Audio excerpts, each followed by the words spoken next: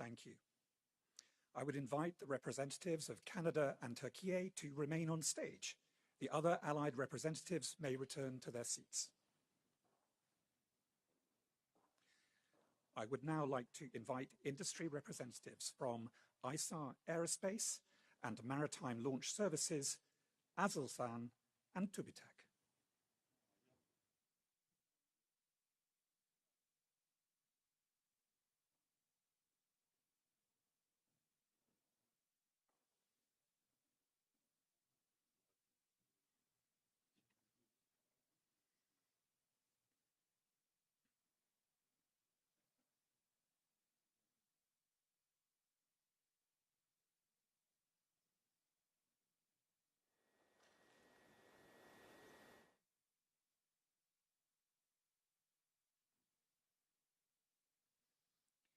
Thank you.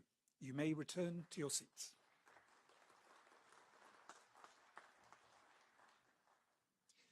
We will now move on to new announcements reinforcing alliance strike capabilities.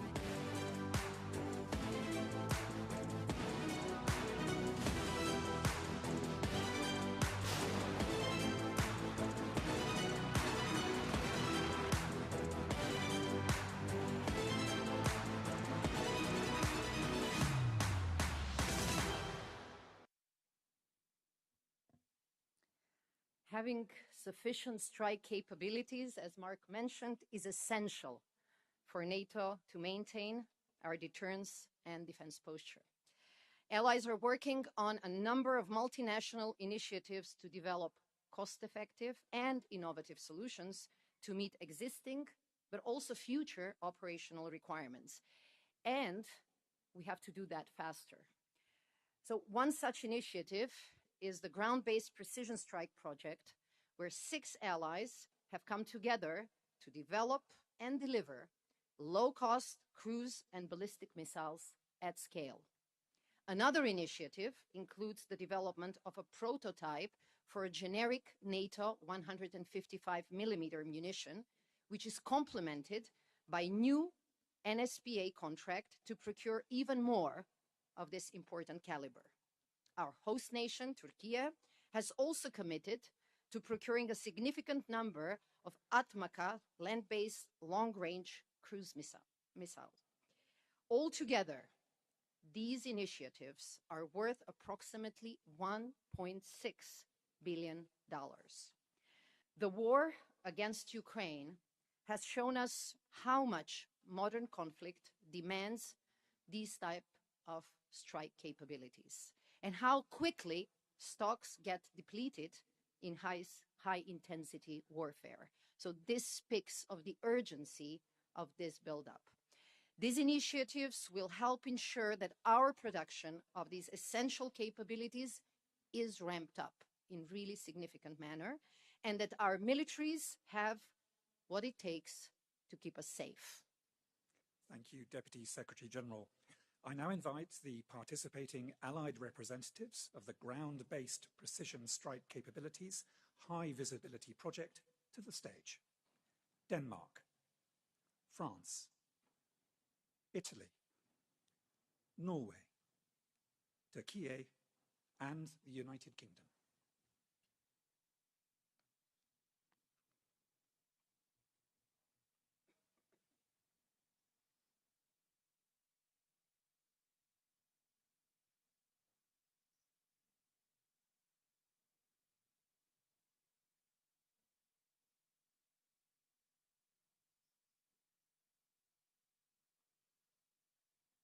Thank you.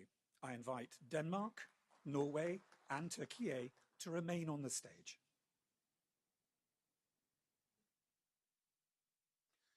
I now invite the additional participating allied representatives of the generic NATO indirect fire round high visibility project to the stage.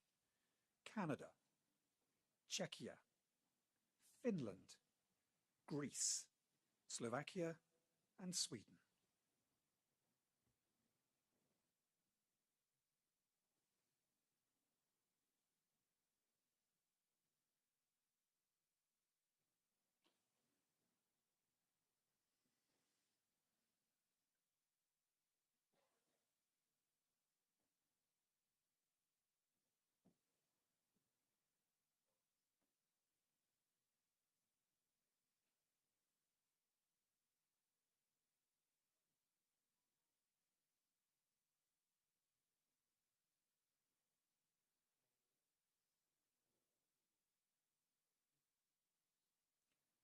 Thank you very much. I would invite Turkey to remain on the stage.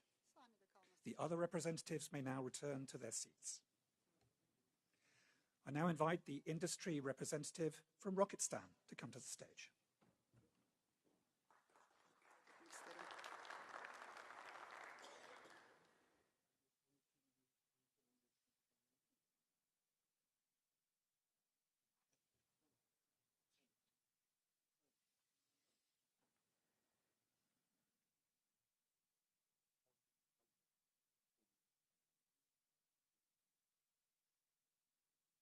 Thank you very much. You may now return to your seats.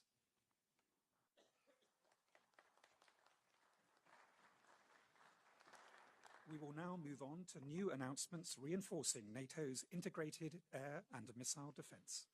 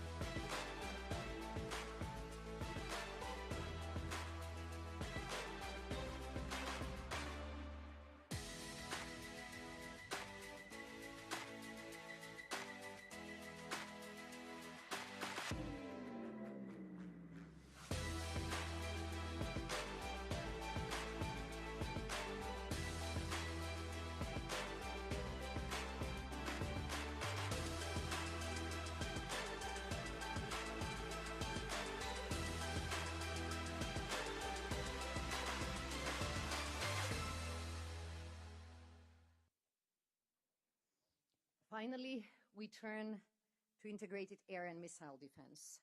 NATO's integrated air and missile defense is our first line of defense. And we have witnessed in the course of the last months repeated airspace violations by Russian drones and Russian aircraft. And NATO has successfully intercepted ballistic missiles launched from Iran against our ally Turkey. So the bottom line is, in order to keep all of us safe, we need more of these capabilities. We need many more. We need interceptors, sensors, command and control capabilities. And to do this faster and better, integrating the newest technologies into the capabilities, we must do them together by pooling all our resources. This is what allies are doing. This is what we are seeing here today. On the screen, you will see the scope and value of these initiatives. These include multinational efforts to enhance our air defense capabilities against lower-level air threats and to acquire passive air surveillance capabilities, allowing us to rapidly procure off-the-shelf solutions that we know work well. We are taking concrete steps to modernize also our command and control systems and adding more capabilities for ballistic missile defense. The NATO Support and Procurement Agency has acquired a large number of Patriot PAC-2 missiles in the last 3 years, and it is in the process of acquiring more in the near future. We also see allies doing more together. The Netherlands and Belgium are signing a memorandum of understanding for initiating joint procurement of several essential air defense systems. And Turkey is investing deeply in its remarkable defense industry for the production of a range of air defense systems. Our companies themselves are also stepping up to deliver on demand.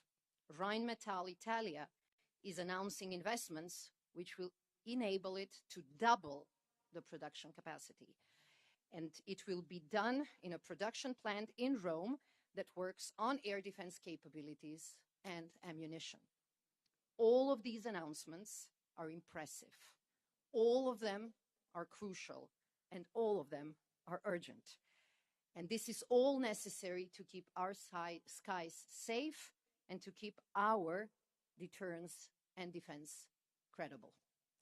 Thank you, Deputy Secretary General. I now invite the participating Allied representatives of the High Visibility Project on Air Defence Capabilities against lower-level air threats to the stage. Belgium, Denmark, Finland, Greece, Romania, Sweden, and Turkey.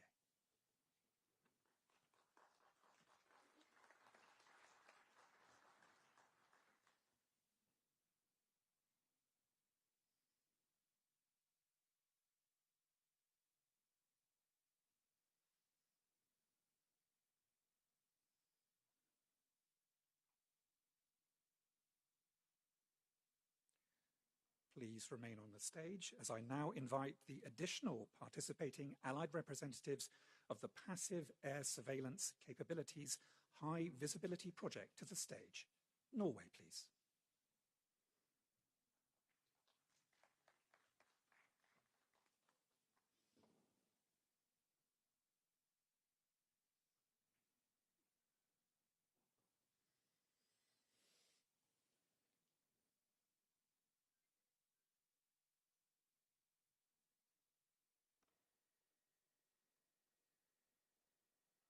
Thank you. I would like to invite Belgium and Turkey to remain on the stage.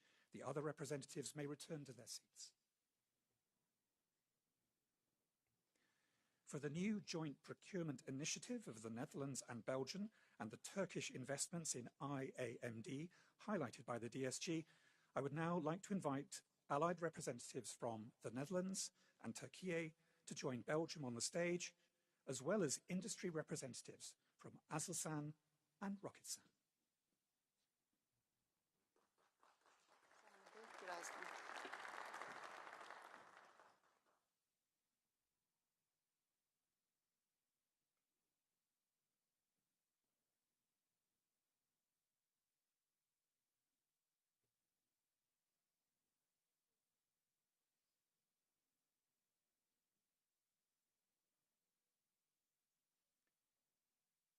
Thank you very much. You may return to your seats.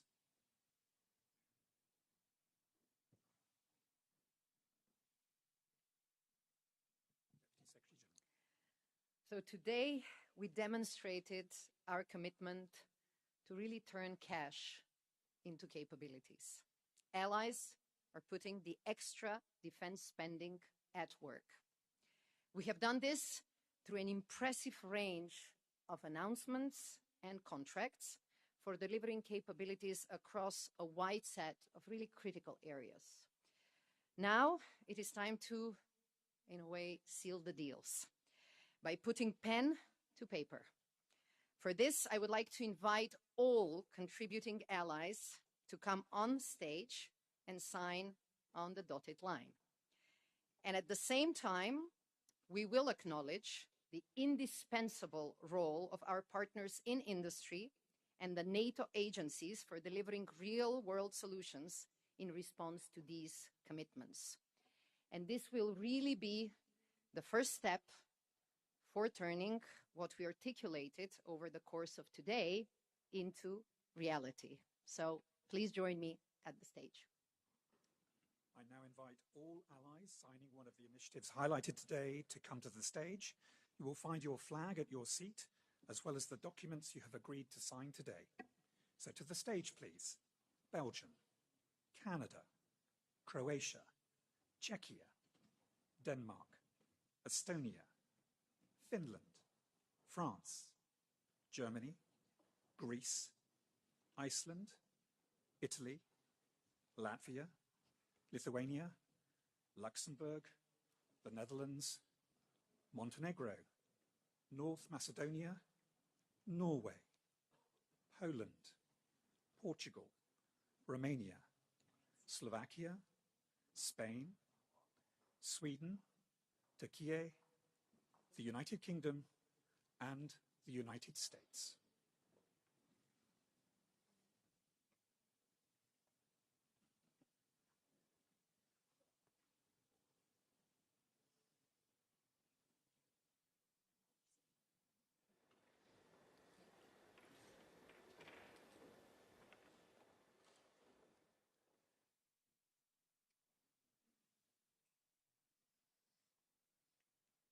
Thank you all.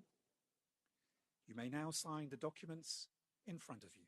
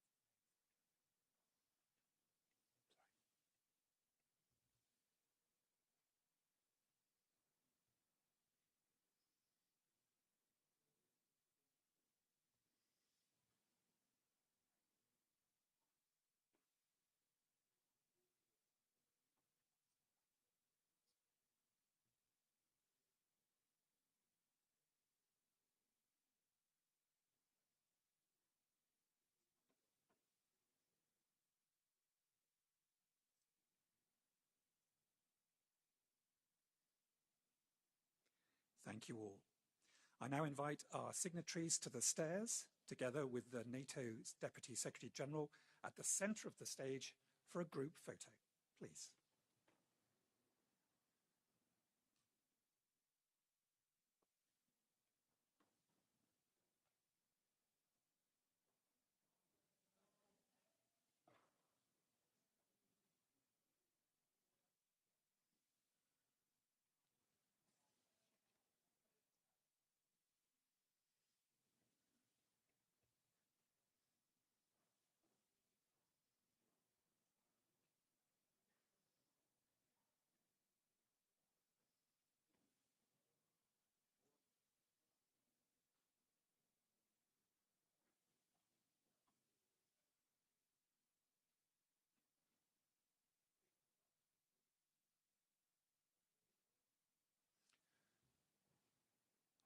I also now invite all of the companies who are contributing to the initiatives highlighted today to the stairs to join this photograph.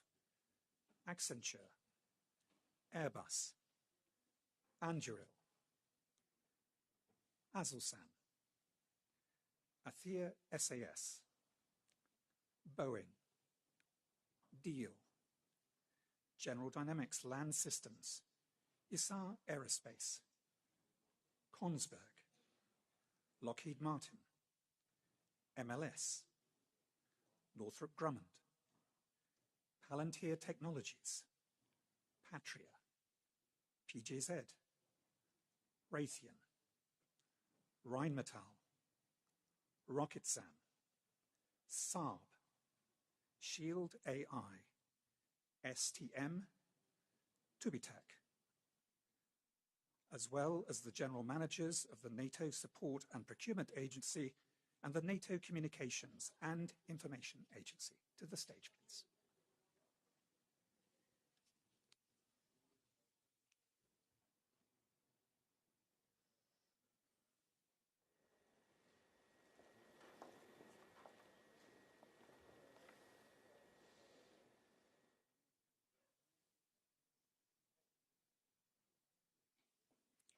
Thank you all for being here today and for following us online. This concludes this segment of our announcement ceremony, and thank you to the Deputy Secretary General.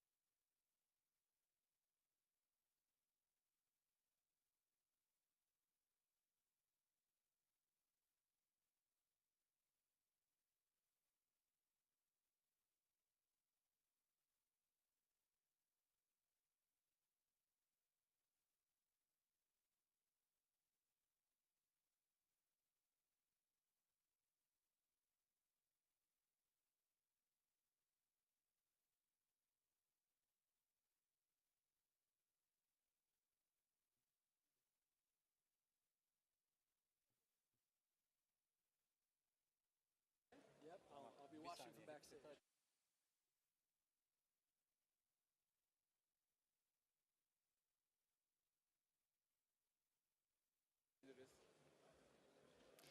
Ladies and gentlemen, please. Hanımefendiler ve beyefendiler, lütfen yerinize oturabilir misiniz? Etkinliğimiz başlamak üzere. Teşekkür ediyoruz.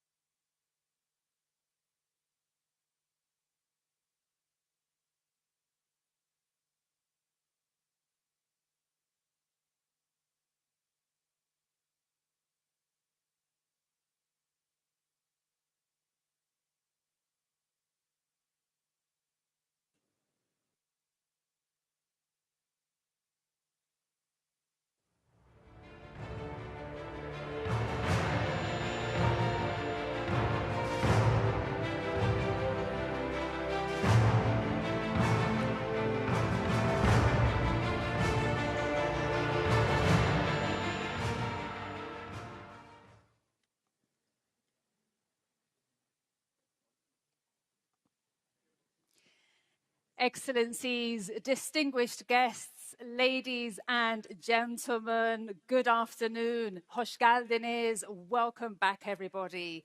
Welcome back.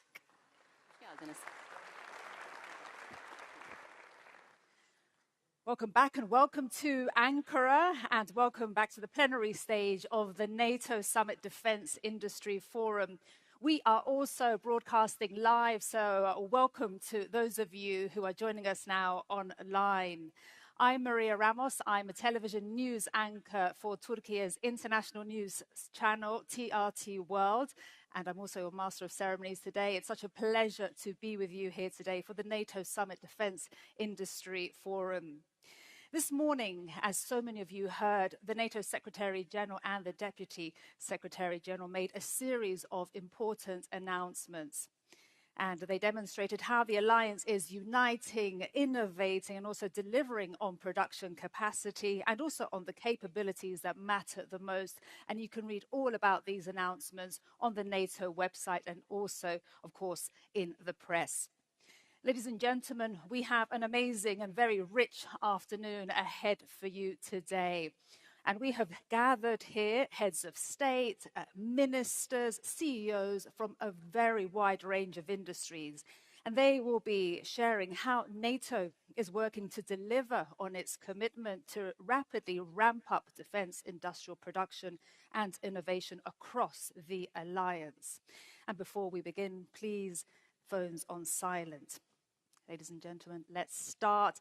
Please join me in welcoming to the stage the Minister of National Defense of Turkey, Yaşar Güler. Excellency, the stage is yours.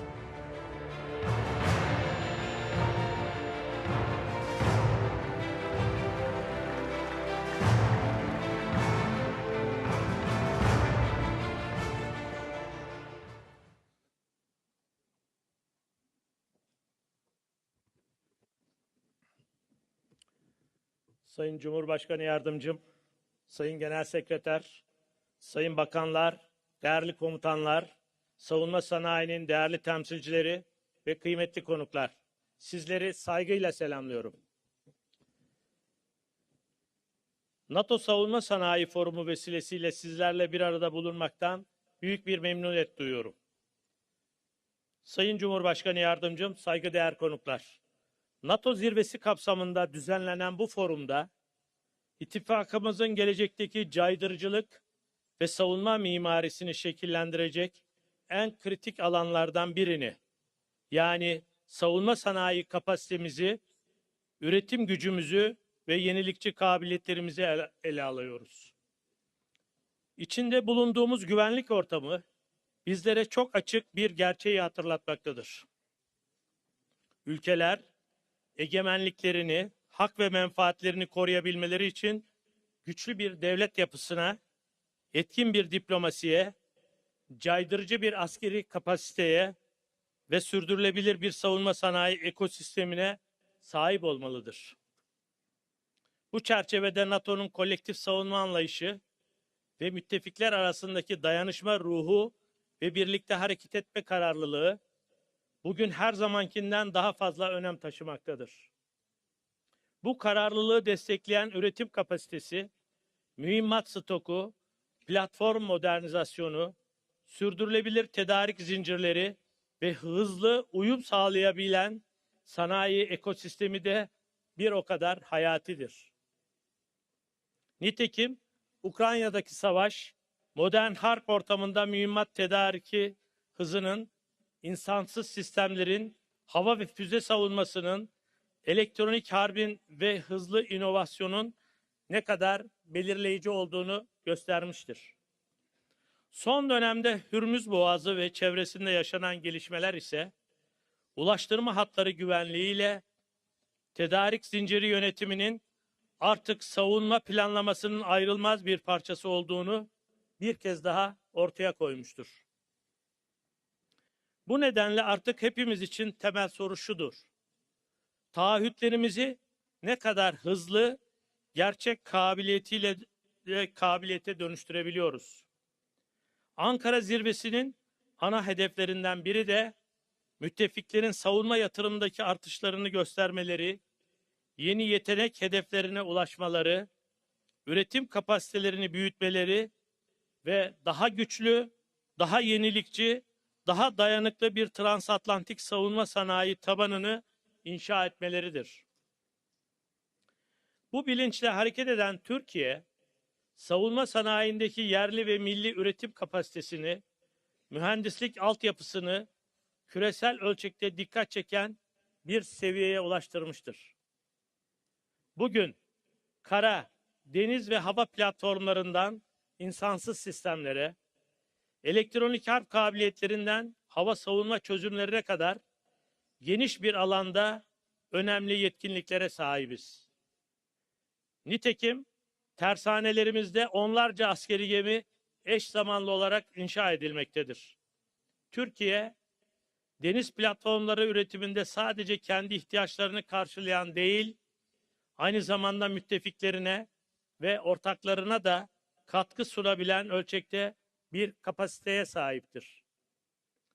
Kara gücümüzün modernizasyonu kapsamında Altay ana muharebe tankımızın seri üretim safhası, zırhlı kara araçları alanında ulaştığımız teknolojik ve endüstriyel seviyenin somut göstergeleridir.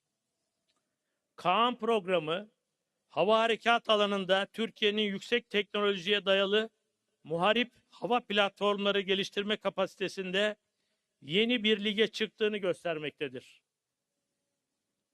Mühimmat üretimi de ittifak için en kritik başlıklardan birisidir. Son yıllarda 155 milimetrelik mühimmat üretim kapasitemizi çok hızlı biçimde artırdık ve bu alanda somut sonuç üreten müttefiklerden birisi olduk. Roketsan'ın yeni üretim ve entegrasyon yatırımlarıyla füze ve mühimmat üretim kapasitelerimizi önemli ölçüde büyütüyoruz. Aselsan ve Havelsan gibi şirketlerimizin radar, elektronik harp, haberleşme, komuta kontrol, yazılım, simülasyon ve yapay zeka destekli sistemler alanındaki yatırımları ise savunma sanayi kapasitemizi yalnızca nicelik olarak değil, nitelik olarak da ileri taşımaktadır. Tüm bunlarla birlikte NATO'nun %5 savunma yatırım taahhüdünü de önemli görüyoruz. Zira bu taahhüt aynı zamanda ittifakın caydırıcılığını güçlendirme, savunma üretimini ölçeklendirme ve ihtiyaç duyduğumuz kabiliyetleri zamanında sahaya yansıtma iradesinin somut göstergesidir. Sayın Cumhurbaşkanı Yardımcım, değerli konuklar, yaşanan savaşlar ve çatışmalar göstermiştir ki, sahadaki başarı yalnızca mevcut stoklara değil, aynı zamanda hızlı öğrenme, hızlı üretme ve hızlı uyarlama kapasitesine bağlıdır. Drone teknolojilerinden elektronik harbe, mühimmat üretiminden yazılım güncellemelerine kadar birçok alanda askerler, mühendisler, girişimciler ve karar vericiler arasındaki mesafe kısaldıkça cephedeki etkinlik de bir o kadar artmaktadır. Bu nedenle bizlerin görevi barış zamanında bu işbirliği kültürünü inşa etmektir. Kriz ortaya çıktıktan sonra üretim hattı kurmak, tedarik zinciri oluşturmak veya ortak standart geliştirmek çok geç olabilir. Hazırlık bugünden yapılmalıdır. Çağrımız açıktır. Taahhütleri kabiliyete dönüştürelim. Kaynakları üretime dönüştürelim. Sanayi gücümüzü caydırıcılığa dönüştürelim ve ittifakımızın güvenliğini sözlerle değil, sahada karşılığı olan somut kapasiteyle güçlendirelim. Bu çerçevede forum boyunca yapılacak temas ve değerlendirmelerin gerçek projelere, ortak girişimlere, üretim mutabakatlarına ve kabiliyet çıktılarına dönüşmesini temenni ediyorum. Bu duygu ve düşüncelerle sizleri bir kez daha saygıyla selamlıyor ve tüm katılımcılara teşekkürlerimi sunuyorum. Thank you.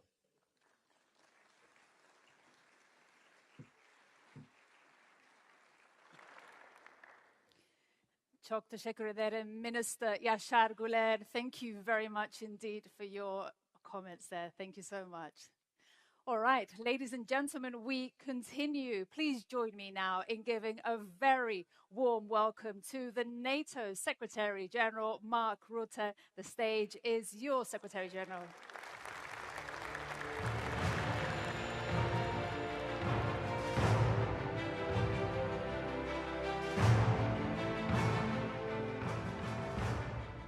Thank you, Maria, Mr. Vice President, Excellencies, dear friends. A good afternoon, everyone, and a very warm welcome to the NATO Summit Defense Industry Forum. As we are in the middle of the World Cup, let me start with a little football analogy. And I do this with a heavy heart, as the Netherlands, my country, has been kicked out, and also Curaçao, which is part of the Kingdom of the Netherlands, has been kicked out of the World Cup. But still, I maintain the football analogy. Because there is something I believe football teaches us. No team wins because of one brilliant player. We need a goalkeeper, you need the defenders, the midfielders, the strikers. And yes, everyone notices the player who scores the winning goal. But behind every successful player and team out on the pitch are many others on the bench and behind the scenes. The coaches, the trainers, the analysts, the people making sure everything works. Everyone matters, no one wins alone. NATO is much the same. It takes a whole team to deter and defend most effectively. Our political leaders set the direction. Our armed forces are on the pitch every single day. And you, our defense industry, provide the strength behind the team. The equipment, the innovation, the production capacity. To have power, resilience and endurance, we all need to be fully engaged in the game, working together for our shared security. You, need us at NATO to tell you what our militaries need. That is the demand. And we need you to turn those requirements into real capabilities.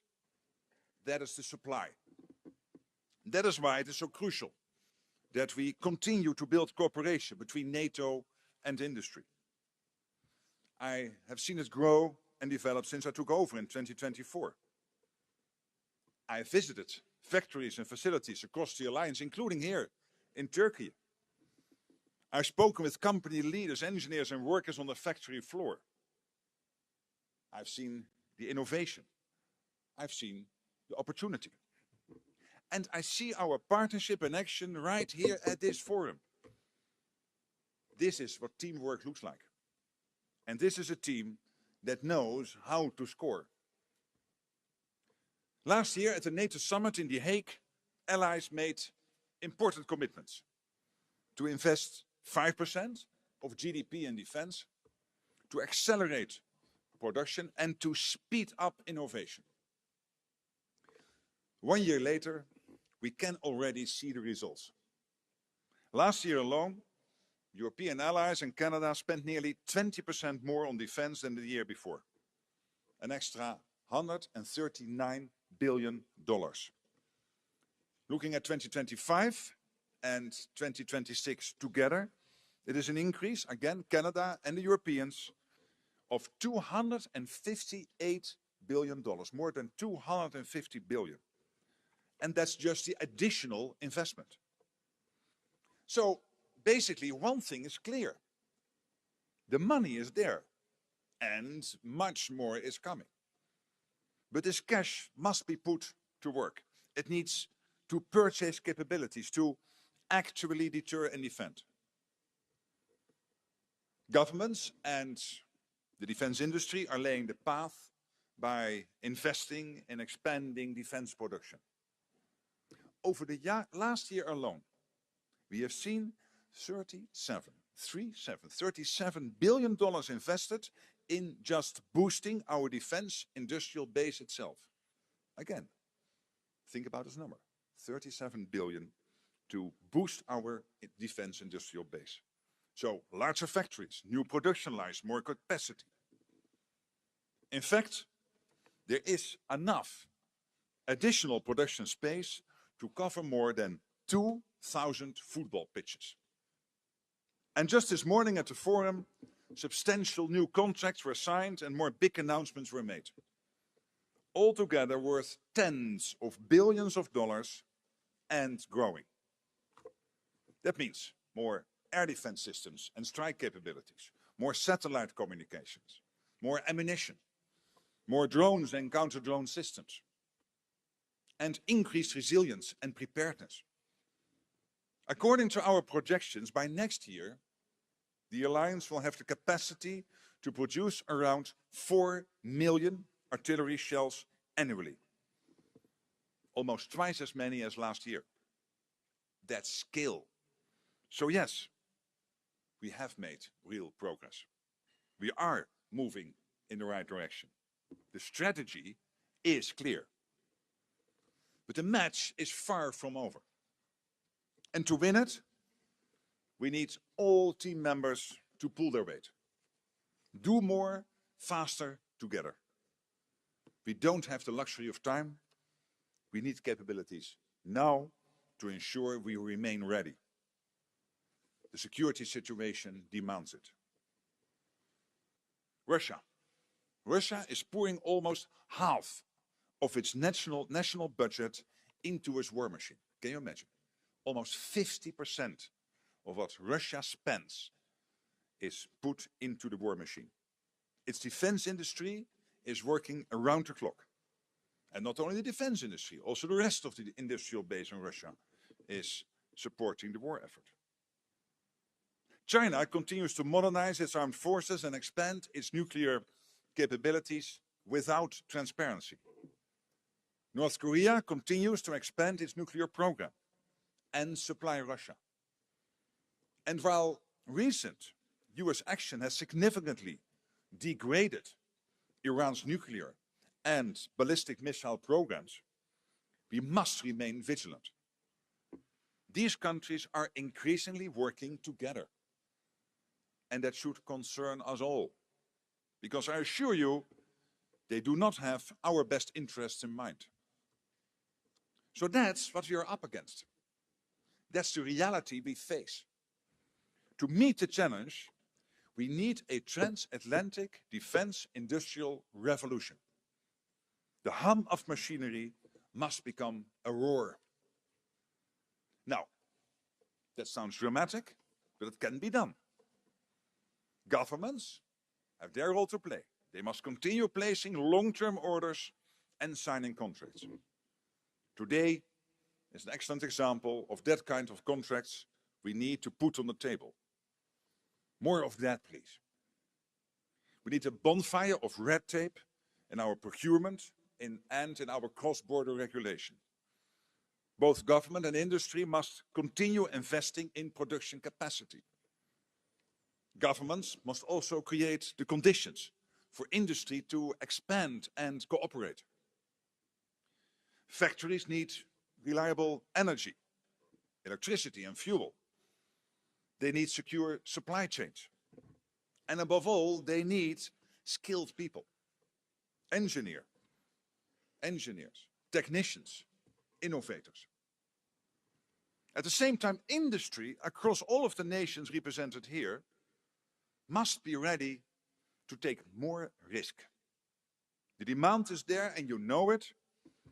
We are being much more open about what we need.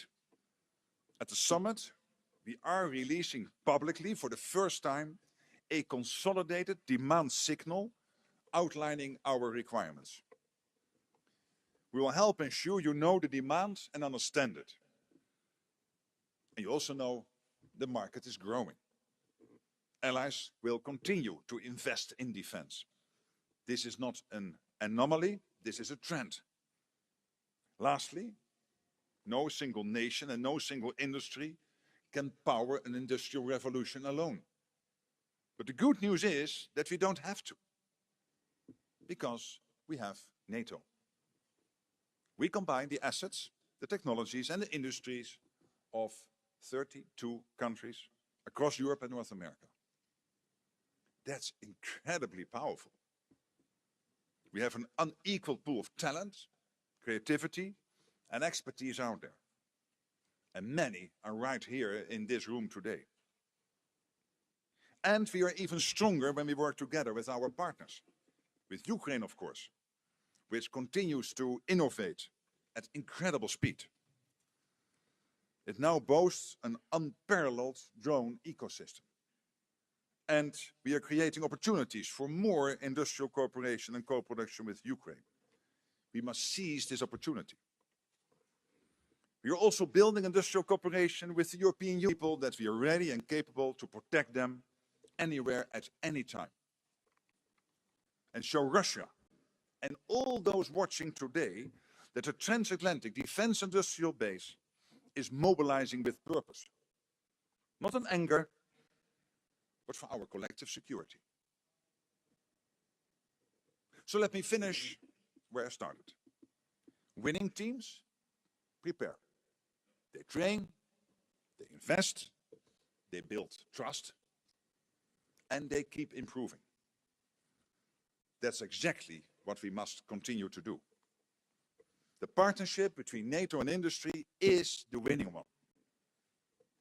So now, let's deliver even more, even faster, and together. Thank you. Thank you so much. Thank you. Thank you. All right, we continue. Thank you so much, Secretary General Mark Rutte, and thank you for that analogy also with regards to football, very important. All right, for our next keynote, it's a pleasure, ladies and gentlemen, to welcome to the stage the Vice President of Turkey, Cevdet Yilmaz. Excellency, the floor is yours. Welcome to you.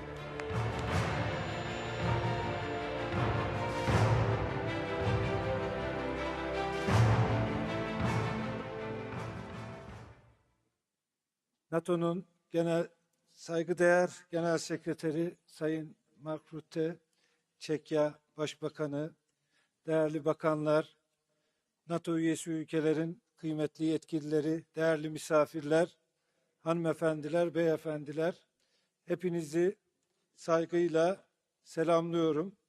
Ankara'ya, NATO Ankara Zirvesi Savunma Sanayi Forumu'na hoş geldiniz diyorum. Bildiğiniz gibi bundan 22 sene önce İstanbul'da NATO'ya ev sahipliği yapmıştık. Bugün Türkiye'de savunma sanayinin kalbi konumunda olan başkentimiz Ankara'da sizleri bir kez daha misafir etmekten ve ittifakımızın bu önemli toplantısını gerçekleştiriyor olmaktan büyük bir memnuniyet duyuyoruz. Bugün müttefik ve ortak ülkeler olarak hepimizi etkileyen küresel gelişmeleri değerlendirecek, ortaya çıkan yeni fırsatları ve zorlukları ve bunlara yönelik atabileceğimiz adımları istişare edecek imkanı bulacağız. Değerli konuklar, bugünkü forumda ve yarınki zirvede ittifakımız yeni bir döneme adım atmaktadır. NATO 3.0 olarak da adlandırılan bu yeni dönemde ittifak içinde külfetin giderek daha adil biçimde paylaşıldığını göreceğimizi düşünüyorum. Zira gelinen aşamada mevcut jeopolitik sınamalar ışığında NATO içinde daha güçlü bir Avrupa sütunu inşa edilmesi bir zorunluluk haline gelmiştir.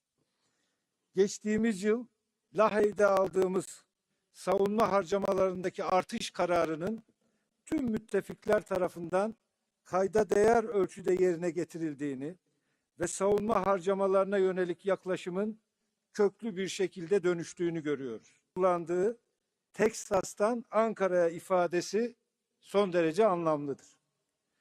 Kıymetli misafirler, Cumhurbaşkanımız Sayın Recep Tayyip Erdoğan'ın güçlü siyasi iradesiyle Türkiye, içinde bulunduğumuz dönemin ruhunu erken bir aşamada kavramanın ve savunma sanayinde erken bir dönemde yola çıkmış olmanın avantajını yaşamaktadır. Bugün Türkiye, dünyada savunma ihracatçısı ülkeler arasında 11. sırada yer alıyor. Yakın bir gelecekte ilk 10 arasına girmeyi hedefliyoruz. Futbol tabiriyle ifade edecek olursak Türkiye 1. ligde olmayı hedefleyen bir ülke konumunda. Savunma sanayimiz pek çok açıdan kapsamlı bir dönüşüm geçirmiştir. Ürün yelpazemiz artık hava, kara, deniz, siber ve uzay alanlarının hepsini kapsamaktadır. Bu çabalarımız sonucunda Türk Silahlı Kuvvetlerimizin envanterinin yerlilik oranı %80'i aşmıştır. Bununla birlikte Türkiye, müttefik ülkeler için de güvenilir bir tedarik kaynağı ve proje ortağı haline gelmiştir. Savunma ve havacılık ihracatımız son bir yıllık dönemde 11 milyar doları aşmıştır. İhracatımızın yarıdan fazlası NATO müttefiklerimize ve Avrupa Birliği üyesi ülkelere gerçekleştirilmiştir.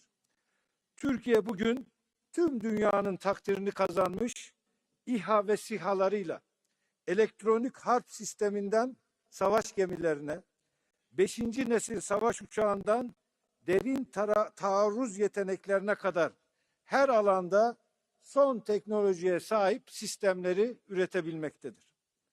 Dünyanın en büyük 100 savunma şirketinden 5'i Türk şirketleridir. Savunma sanayinde geldiğimiz bu aşama asla tesadüf değildir.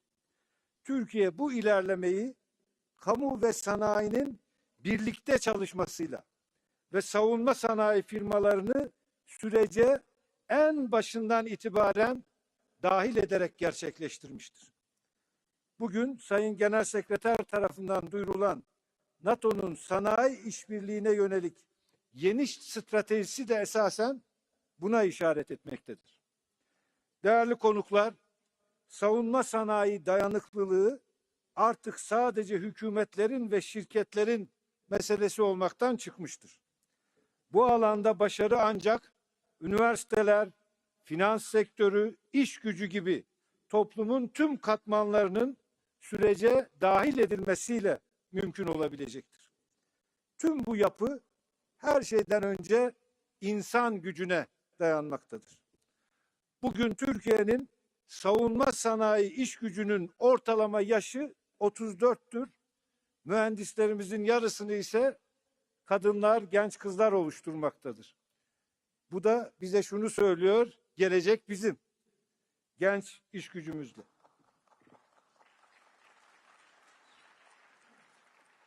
Güçlü bir savunma sanayinin en önemli unsurlarından birinin yetenek havuzunun derinliği olduğunun bilinciyle bu iş gücünü daha da geliştirmeye kararlıyız. Gerek 100.000'i aşkın nitelikli istihdam, gerek hızla artan ihracat, gerekse sivil endüstrilere sirayet eden teknolojik yenilikler ile savunma sanayimiz aynı zamanda ekonomik kalkınmamıza ve sosyal refahımıza da katkı sunmaktadır. Ben yıllarca Kalkınma Bakanlığı yaptım. Savunma sanayi sadece güvenliği değil, teknolojik seviyeyi yükselterek tüm kalkınma sürecini de desteklemektedir. Aynı şekilde yapay zeka başta olmak üzere teknolojinin oyun değiştirici gelişimi göz önüne alındığında savunma sanayinde inovasyonun önemi hiç olmadığı kadar artmış, araştırma geliştirme çabaları sürecin ayrılmaz bir parçası olmuştur.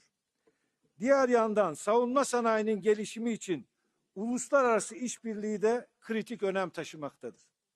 Türkiye bu alandaki işbirliklerini sadece ihracat zaviyesinden değil, müttefiklerle ortak üretim, tasarım ve geliştirme perspektifinden ele almaktadır.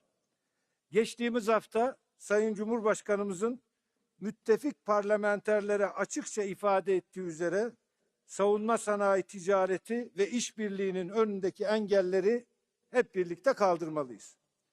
Müttefikler arasında savunma alanındaki ticari kısıtlamaları ve yaptırımları mutlaka hep birlikte ortadan kaldırmalıyız. İttifakın askeri hazırlık düzeyini arttırmak istiyorsak, kolektif güvenliğimizi güçlendirmek istiyorsak, bu anlamsız yaptırımları, kısıtlamaları hep birlikte masadan temizlemeliyiz. Bu nedenle hem müttefikler arası ikili düzeydeki tüm kısıtlamalar kaldırılmalı, hem de NATO'nun Avrupa sütununa önemli katkı sağlayan Türkiye, başta AB olmak üzere Avrupa'daki tüm savunma ve güvenlik girişimlerine katılabilmelidir. Aksi takdirde üretim kapasitesinin gelişimi yavaşlayacak ve üretim maliyetleri artacaktır. Daha dayanıklı bir Avrupa Atlantik güvenliği, üretim kapasitesini, teknoloji birikimini ve operasyonel tecrübeyi aynı stratejik hedefe yönlendirebilen bir güvenlik mimarisiyle mümkündür. Türkiye bu mimaride güçlü, güvenilir ve katkı sağlayan bir ortak olarak yer almaya hazırdır. Değerli katılımcılar, bugün bu anlayış temelinde savunma sanayi işbirliğine yeni bir istikamet vermek üzere yapacağımız görüşmelerin şimdiden hayırlı olmasını, tüm ülkeler için ve NATO için yararlı sonuçlar doğurmasını diliyorum. Temaslarınızın yeni işbirliklerine kapılar aralayacağına canı gönülden inanıyorum. Sabah oturumlarında yapılan ve günün geri kalanında yapılacak olan görüşmelerin, anlaşmaların ve duyuruların NATO'nun caydırıcılık ve savunmasına önemli katkılar sağlayacağına ve müttefikler arasında daha güçlü sanayi işbirliği için yollar açacağına eminim. Bu düşüncelerle hepinizi tekrar saygıyla, sevgiyle selamlıyor. Ankara'ya, Türkiye'ye tekrar hoş geldiniz diyor.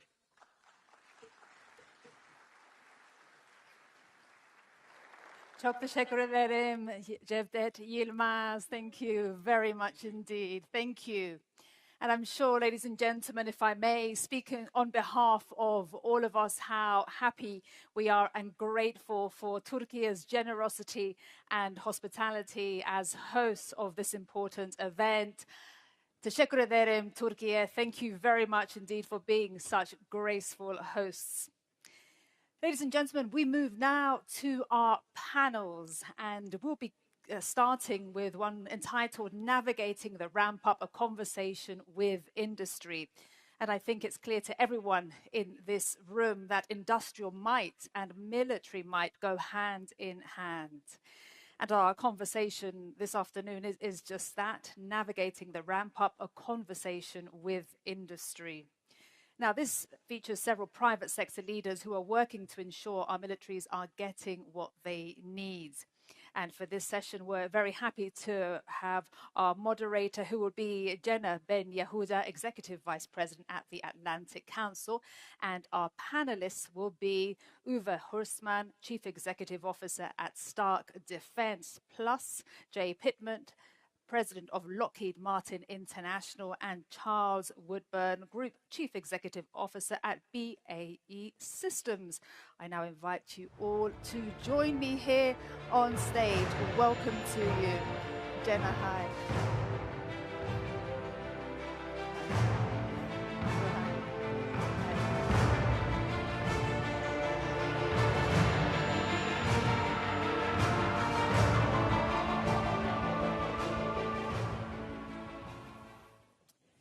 Well, good afternoon, everyone, and thank you for that kind introduction. We are gathered here in Ankara just 1 year after the alliance adopted a bold new defense commitment to increase defense spending in The Hague.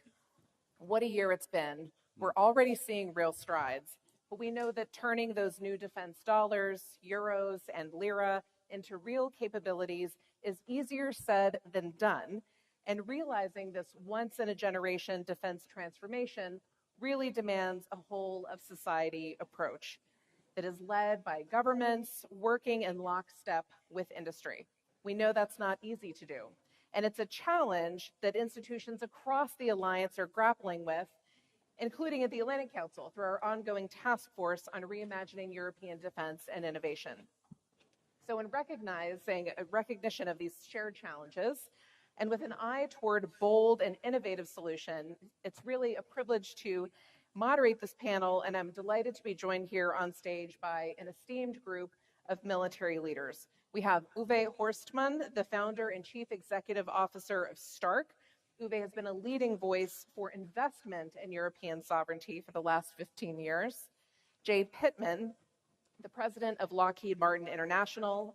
Jay is responsible for driving strategies to provide mission capability to allies and oversees the company's business and markets outside of the United States. And Dr. Charles Woodburn, the Group Chief Executive Officer at BAE Systems.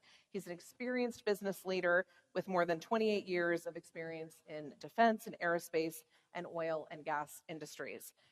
So we have tight time and about 3 days worth of content to get into, so I'm going to jump right in here.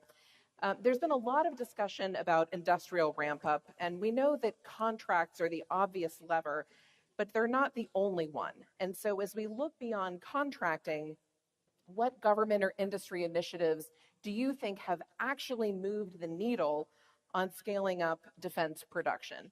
So what's working and what's missing? Uwe, let's start with you. Of course, yeah. Thank you. I think that's exactly the right question, right? Because that is probably also what gets us from an abundance of money available, as the Secretary General just said. There's more to come. How do we translate that into actual capabilities? Because just price increases is probably not the right way.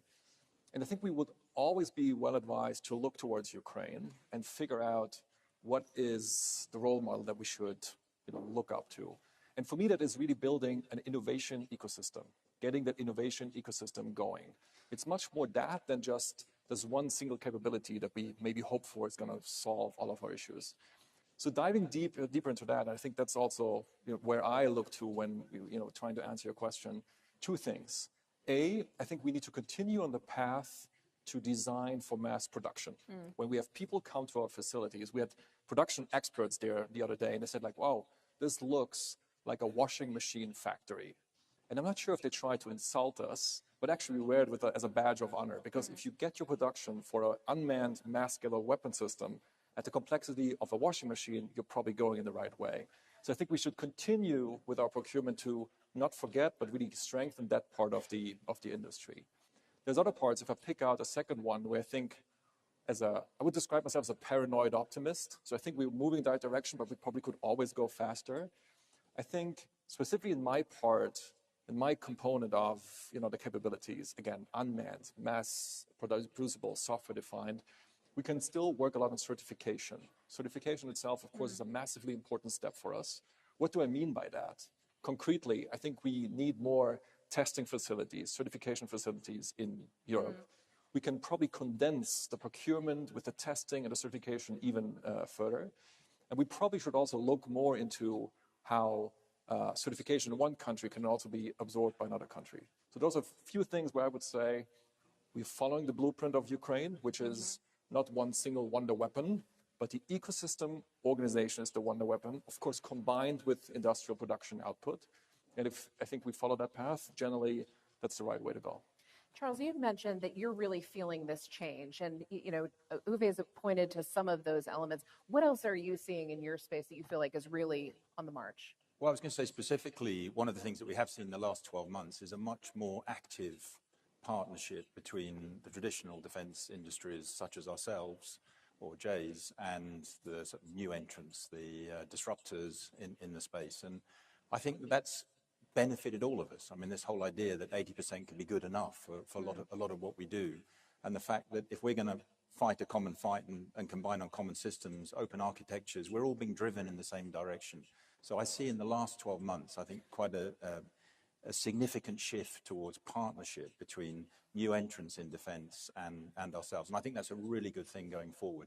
I think to your point, great progress on partnerships generally. I mean, we have some good examples across Europe. I think often people criticize Europe as being quite fragmented, but we should also highlight where we do have really good partnership programs. You've got Eurofighter, or RCV-90, for example, or Type 26 sail into Norway, where we're combining capabilities.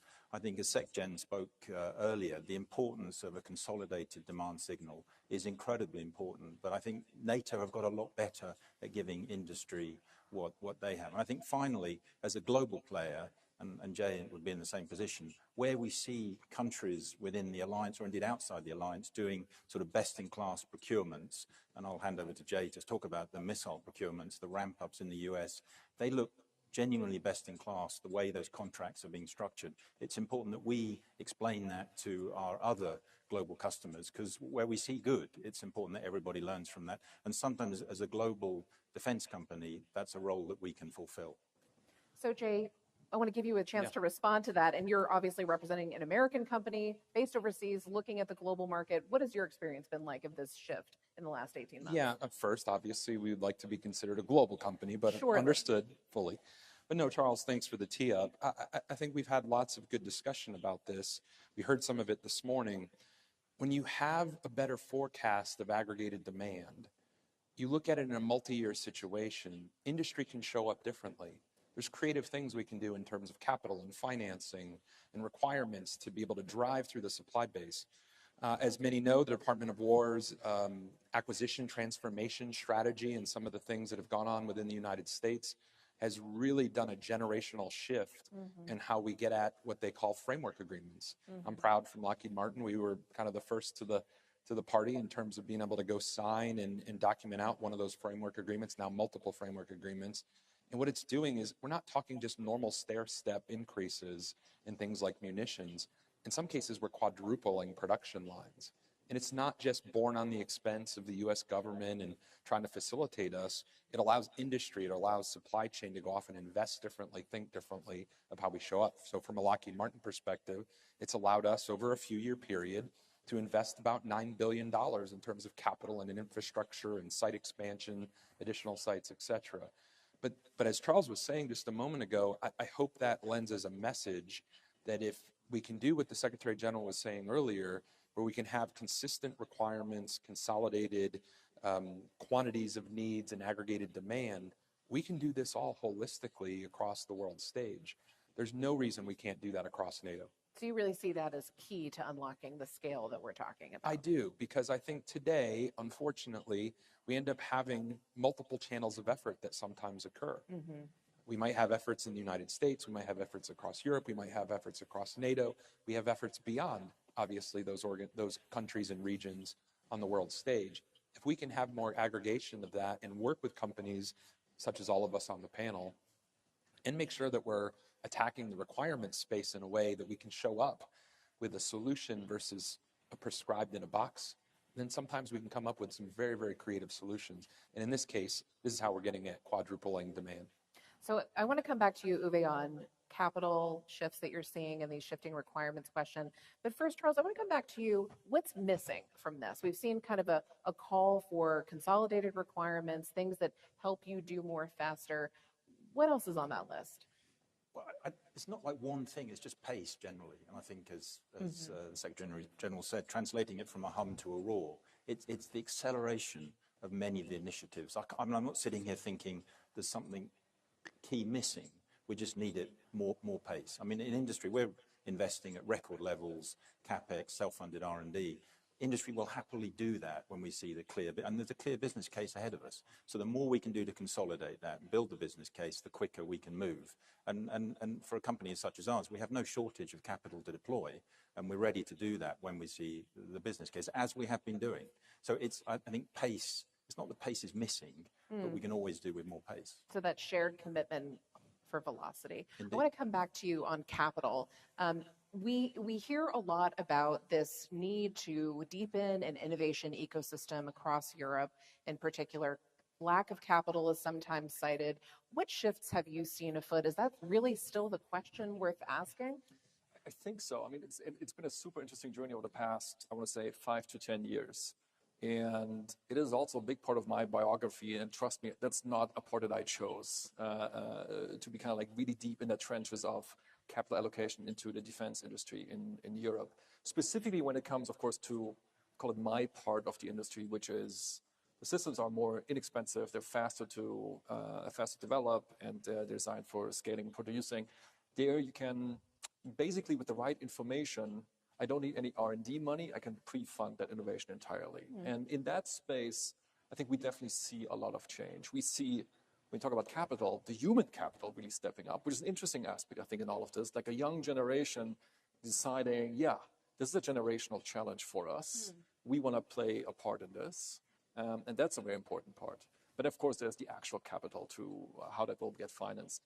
I would say Europe has been slower than it should have in terms of really embracing investments into the defense industry, always under the right regulatory framework, with the right ethical boundaries and so on and so forth. That's a non-negotiable. It has been slow to embrace that. Not so much slow in recognizing the problem, but just slow in enacting the changes necessary. Because for me, 2 years, and that's maybe 2 to 3 years, is a bit of a description for a time frame where it really started to happen, and now it's really in full swing. That's a long time. And, I'll be the first to proudly state this. American investors, of course, have stepped up in that time as well, which we are thankful for. And that only led to the situation that now a company like ours is possible, where we'll, in that 2 years that we're around, take the next 2 years, into that, we'll probably spend $1 billion on research and development and production expansion. And that is money that was not there really before. So we see a different part of the economy kind of stepping up, going into.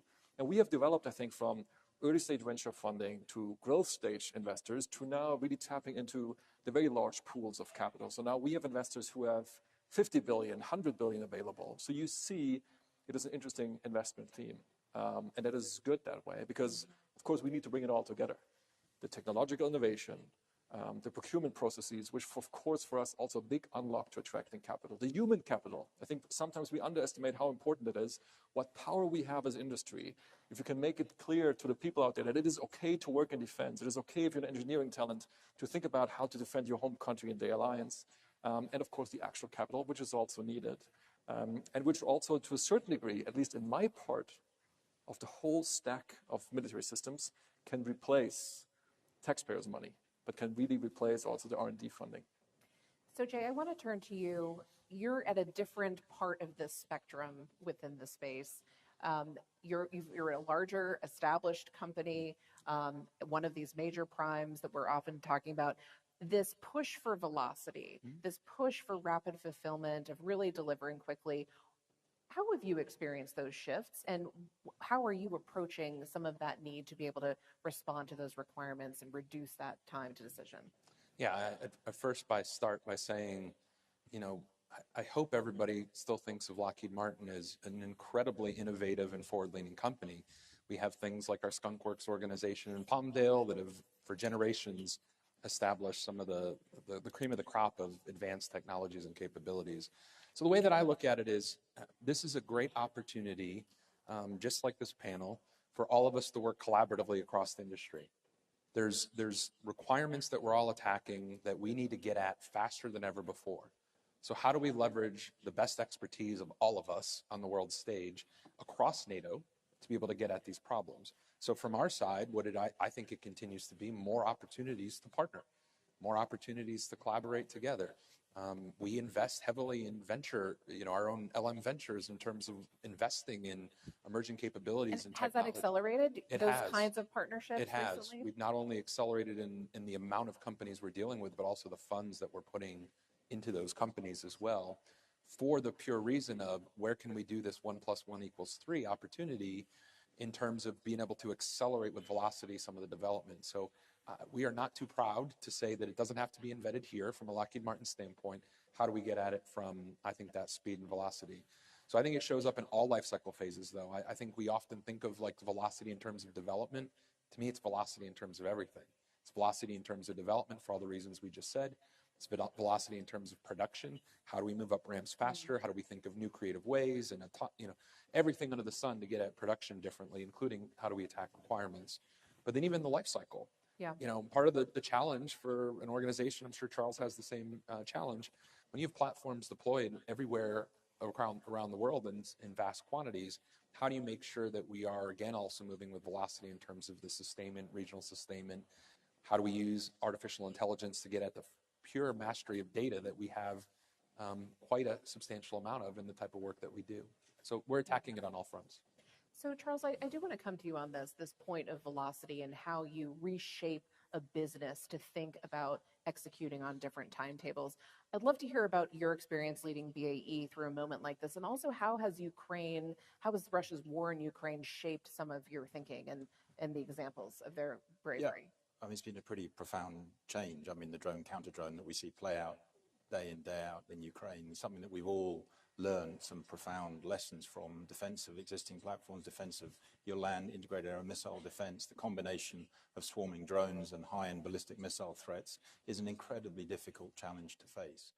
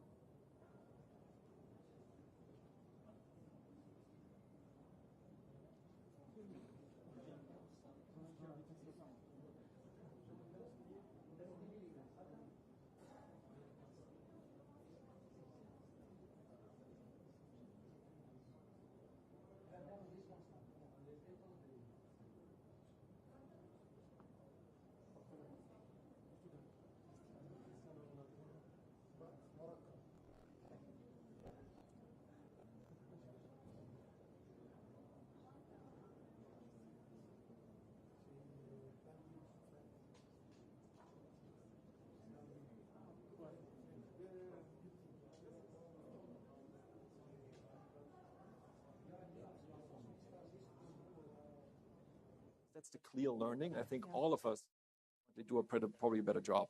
Give us the requirements, force us to be more interoperable, and we will probably also, all of us, have to do a better job at delivering on that. And specifically on the data sets, we should really ideally thrive for a situation where we have very high walls. We really vet everybody very carefully, but once you make it in, you probably should have access to a lot of data. I don't sometimes understand why we don't treat breast cancer, for example, where we have great radiology data sets, and we give them basically to everybody whom we trust, help us make better diagnoses. Maybe enemy tanks, we should treat them more like breast cancer and also give access to people who can train their models on it, because that way, if you're a trusted partner of the ecosystem, we give you access to better data, and hopefully for all of us, we'll get a better solution out of it. Yeah. So we've covered a lot of ground. We've talked about the changing investment climate in Europe. It feels like you're doing more, working together, new partnerships. We've also seen some demand signals, I think, for the decision makers in the room, a real desire maybe for forcing some decisions on interoperability, making some of that a requirement, longer tail orders, more predictability in the space, ability to scale that production. Anything else? What are we missing? What are the buzzwords that everybody in this room and online needs to be thinking about throughout this industry forum? I got to come back to collective pace. Yes. For all of us. I mean, we recognize the challenge. We see what our adversaries are doing, and collectively, we just need more pace in this. And we're ready to play our part, I think, in industry, but collectively, with everyone in this room, we just need more pace. I would pile on Charles's word by saying again, collectively though, how do we make sure across the entire NATO supply base, do we make sure we're operating with strength and full access for the entire supply base? So this is not just spend more, but spend well, spend smart, do it fast, and build together. Yes. Thank you. That's all the time we have.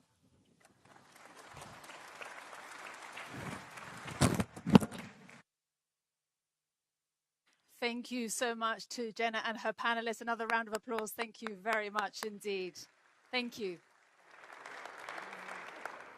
Ladies and gentlemen, now to moderate a very important conversation on the capability challenge, a NATO-EU conversation. I'm very pleased to welcome Ambassador Tajan İldem, who is the chairman of the Center for Economics and Foreign Policy Studies, EDAM, which is an Istanbul-based independent think tank. Ambassador, welcome to you. Lovely to have you with us. Thank you. And I'm also very pleased to welcome, ladies and gentlemen, please join me in welcoming the President of the European Commission to the stage, Ursula von der Leyen. Welcome. And a very warm welcome back to the stage, the NATO Secretary General, Mark Rutte.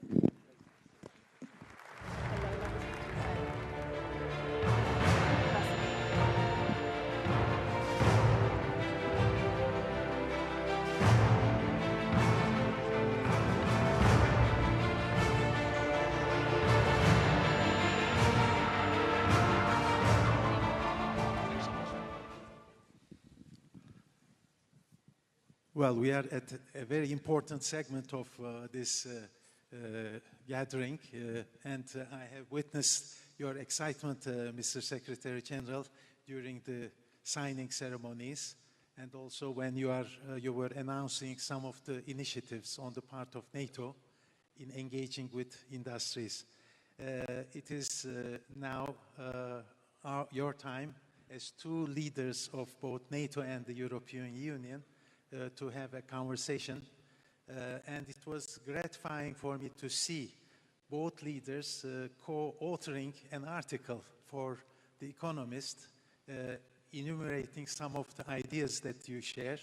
And in the article, one thing that struck me was that you argue that Europe's era to outsource much of its defense is over, and that deterrence is no longer with military capabilities, but also having our industries to produce more in a very speedy fashion and in a better way. So we still consider, of course, capabilities as something important. Nevertheless, you may perhaps both discuss a bit on the industrial capacity, innovation ecosystem, and most important, resilience, which has become a currency of security in our time. So perhaps President von der Leyen, if you can start how you see the new environment in which defense industry has become so important for all of us, both NATO and the European Union. Thank you so much for having us here. This is a great opportunity indeed to show how closely we are working together, the European Union and NATO. Actually, I was just thinking today, one of the reasons is, my dear friend Mark, because we have both experiences on both sides. You were for 14 or 16 years, 14 years Prime Minister, so he was in the European Council. And I was for 5 years Defense Minister, so I was sitting in NATO. Now it's the other way around, and therefore we know both how important a close cooperation between the European Union and NATO is. Second, I just listened to the panel before us, and it's very clear, all member states of the European Union and allies have one single set of forces. So they assign this single set of forces either to NATO missions or to EU missions, UN missions, or coalition of the willing. But to make this possible, what we need is interoperability. And of course, in this geostrategic and geopolitical environment, we need a massive surge in defense investment. And here the European Union is indeed massively stepping up. We have our Rearm Europe program, which mobilizes up to 800 billion euros till 2030. In this program is SAFE, 150 billion euros for joint procurement. And not to forget, the next long-term budget will have 131 billion euros for military capabilities, plus 17 billion euros for military mobility, which is also of utmost importance: streets, bridges, ports, airports, etc. The infrastructure also has to be here on the European side. And on SAFE is for us very important, as I said, the joint procurement. Here we have good news. We have now 10 agreements worth 100 billion euros. SAFE is per design open also to partners and other countries. 35% of the cost components can go outside the European Union, but of course 65% have to be in the European Union, and that's the point how we strengthen the defense industrial base, because with this taxpayers' money we want, of course, a return on investment, and we want good jobs in Europe, we want research and development in Europe, so that's important for us. My last sentence on this: the door is more open than the 35% for countries outside the European Union. If there is a security and defense agreement signed, Canada is the first one to have done this, so these possibilities are also there. So you see a wide spectrum of investment. Yes.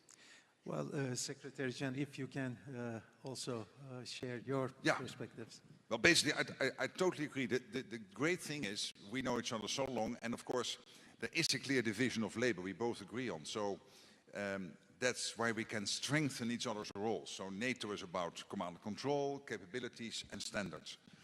Basically, all the other things have to be handled by Europe. And the EU, of course, is crucial there. And 23 of NATO allies are also in the European Union. So most of the NATO allies are also a member of the European Union. And when you look at issues like, indeed, making sure the money is there, the 800 billion, crucial program. But also when it comes to, indeed, military mobility, when it comes to societal resilience, when it comes to developing the defense industrial base. This is all what Europe, the EU, is working on. You appointed Andrius Kubilius, the first defense commissioner, I think in the history of the European Commission. He is working on that with a specific focus under your leadership, and I think that's all evidence. And we've got to do this because the threat is there. We cannot continue as we did, being over-reliant on the United States. We need this much stronger Europe in a stronger NATO. And we can only get there when we work together seamlessly as one, using and leveraging each other's strengths. And that's what we are doing. Well, we all know that it is important for Europeans to strengthen their strategic responsibility. I rather prefer using strategic responsibility rather than autonomy in order to have the transatlantic bonds as strong as ever. While doing so, of course, NATO is most appreciative of the initiatives taken by the European Union. You mentioned SAFE. Of course, there are many others: European Defence Fund, PESCO, EDIRPA, REARM, and of course, in creating capabilities, translating cash to capabilities, the European Union needs to look not only to the capabilities of the member states, and Europe is more than the European Union. And I would like to ask to you, President Ursula von der Leyen, since the audience here is also including Turkish participants, how you see the involvement of non-EU allies. You mentioned Canada, but there are others, including Turkey, a way forward to properly involve Turkey in such projects. If you can touch upon it, I'm sure they will be quite receptive. Yes. Turkey is one of the largest armed forces within NATO, of very big importance, and has always played an important role in the alliance, but also, of course, in our relationship with the European Union. And as I said, if you only look at SAFE, which are the 150 billion euros, 35%, that's a lot, is open to work, for example, together with Turkey. But the 800 billion up to 2030 is the decision of the member states how to invest their defense allocation in order to fill the gaps. So there's a wide opportunity to have a very close cooperation with each other.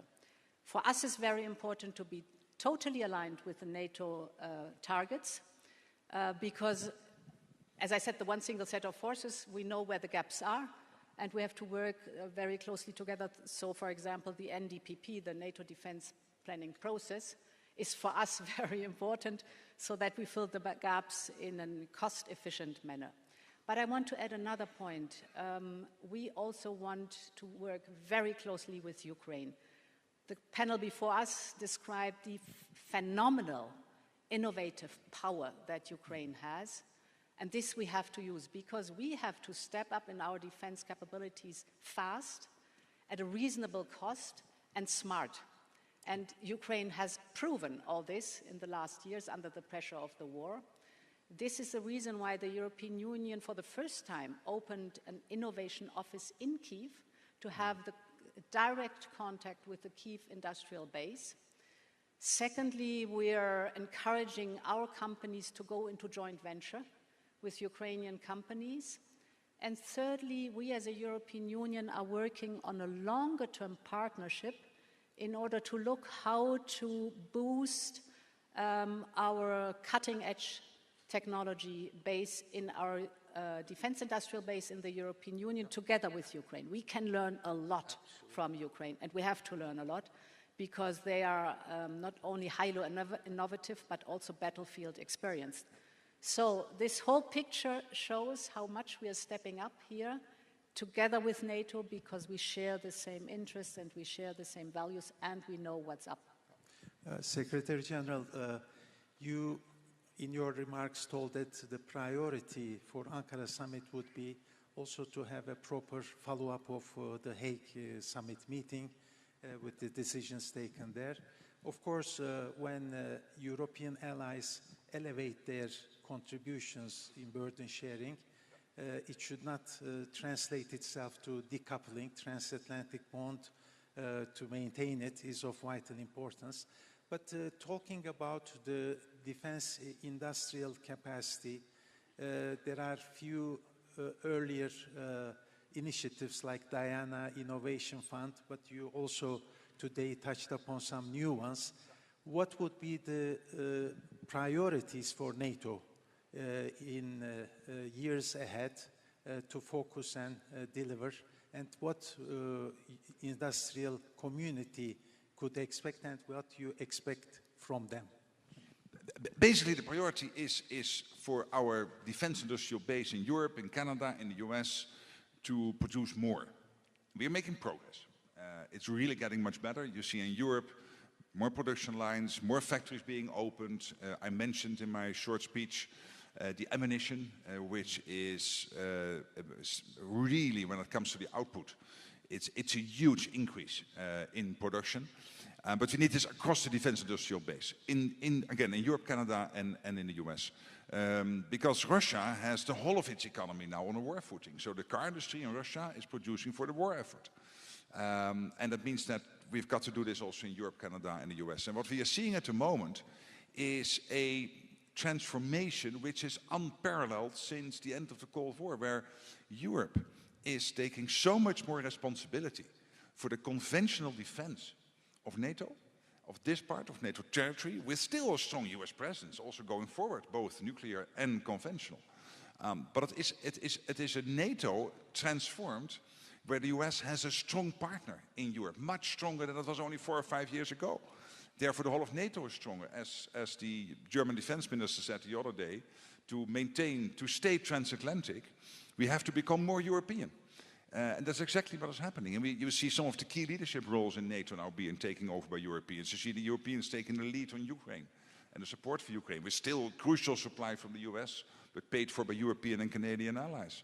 We see it again with some of the commands in NATO taking over by Europeans. We see the forward land forces more and more Europeanized. We're still a US presence, and also the 3 centuries, Baltic, Arctic, and Eastern, very much European dominated. This is what we need. So this cooperation between NATO, European Union, is leading to a transformation which, again, is unparalleled. And we need it because in the end, it makes us stronger. Well, there is a geopolitical transformation in general with its rupture, unfortunate rupture, and certainly it is necessary to also have a transformation of mindset. And it requires, perhaps, as many have touched upon already, not to see governments as the only stakeholder, but it should be a combination of contributions from others, including industry. So we used to talk more about whole of government approach. Perhaps on resilience, you may talk a bit about a whole of society approach. Perhaps we may start with you. Yeah, the whole of society approach is very important because we do not only see the conventional or, let's say, the military threat out there, but the whole hybrid attacks that we are suffering from are targeting towards the society. For example, if you take foreign interference and manipulation of information, internet-based, this is a big issue which is targeting the society's vulnerability and where you have to build resilience. And this is something which we are working intensively on too, to set the record straight, to convince with facts and figures, to be clear in all these debates, internet-based, what the truth is and what the right facts and figures are. And you can win these battles. We've seen this in different scenarios that you can really convince people. If you look at the Eurobarometer, measuring opinions of people, they say very clearly that one of their top worries is security and resilience. So the Europeans have understood how important it is to defend our democracy, to defend our values, to stand up for freedom and for peace. So this approach of whole of society is the precondition to be successful. Secretary I completely agree. And let me just give one example, Turkey, how you have organized your defense industry with the Turkish Defense Industry Secretariat directly reporting into the president. You have about 3,000 defense industrial companies working closely together, small, medium-sized, the bigger ones, basically exporting all over NATO territory and of course producing for Turkey itself and also exporting outside NATO. I think that's a model which is very interesting, and I know that some other allies are studying it to see whether they could implement it in their country. So it's just one example of a whole society approach when it comes to defense industry. And more generally, it is indeed, as Ursula is saying, it is the realization Europeans have that the first task of government is to keep our country safe. The second task is to have a strong economy. And you need both to deter the Russians. We need strong economies, healthy finances, connected to strong economies, but first of all, we have to defend ourselves. It's the first task of every government. And the threat is there. Russia working with North Korea, Iran and China. Let's not be naive. So this forum, in fact, is a showcase of this interaction, strong interaction between governments and industry. I see the clock. It seems that we have come to the end of this important conversation. And once again, thank you for sharing your views. And it's always a pleasure to see both of you. Thank you.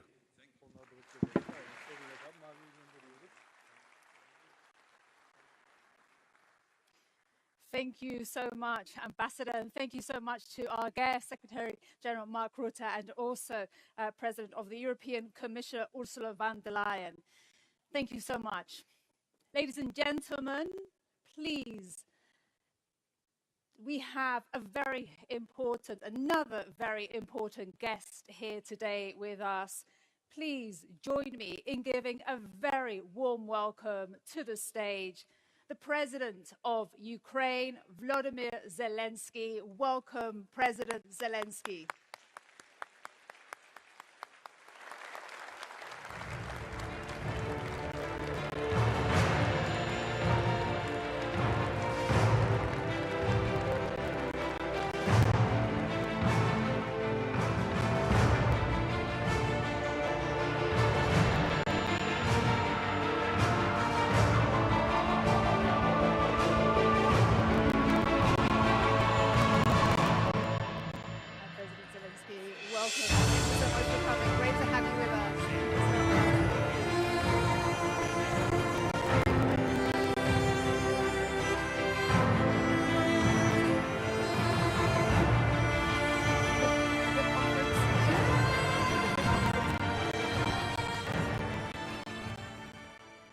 The best. I think the podium is yours now. Thank you very much indeed.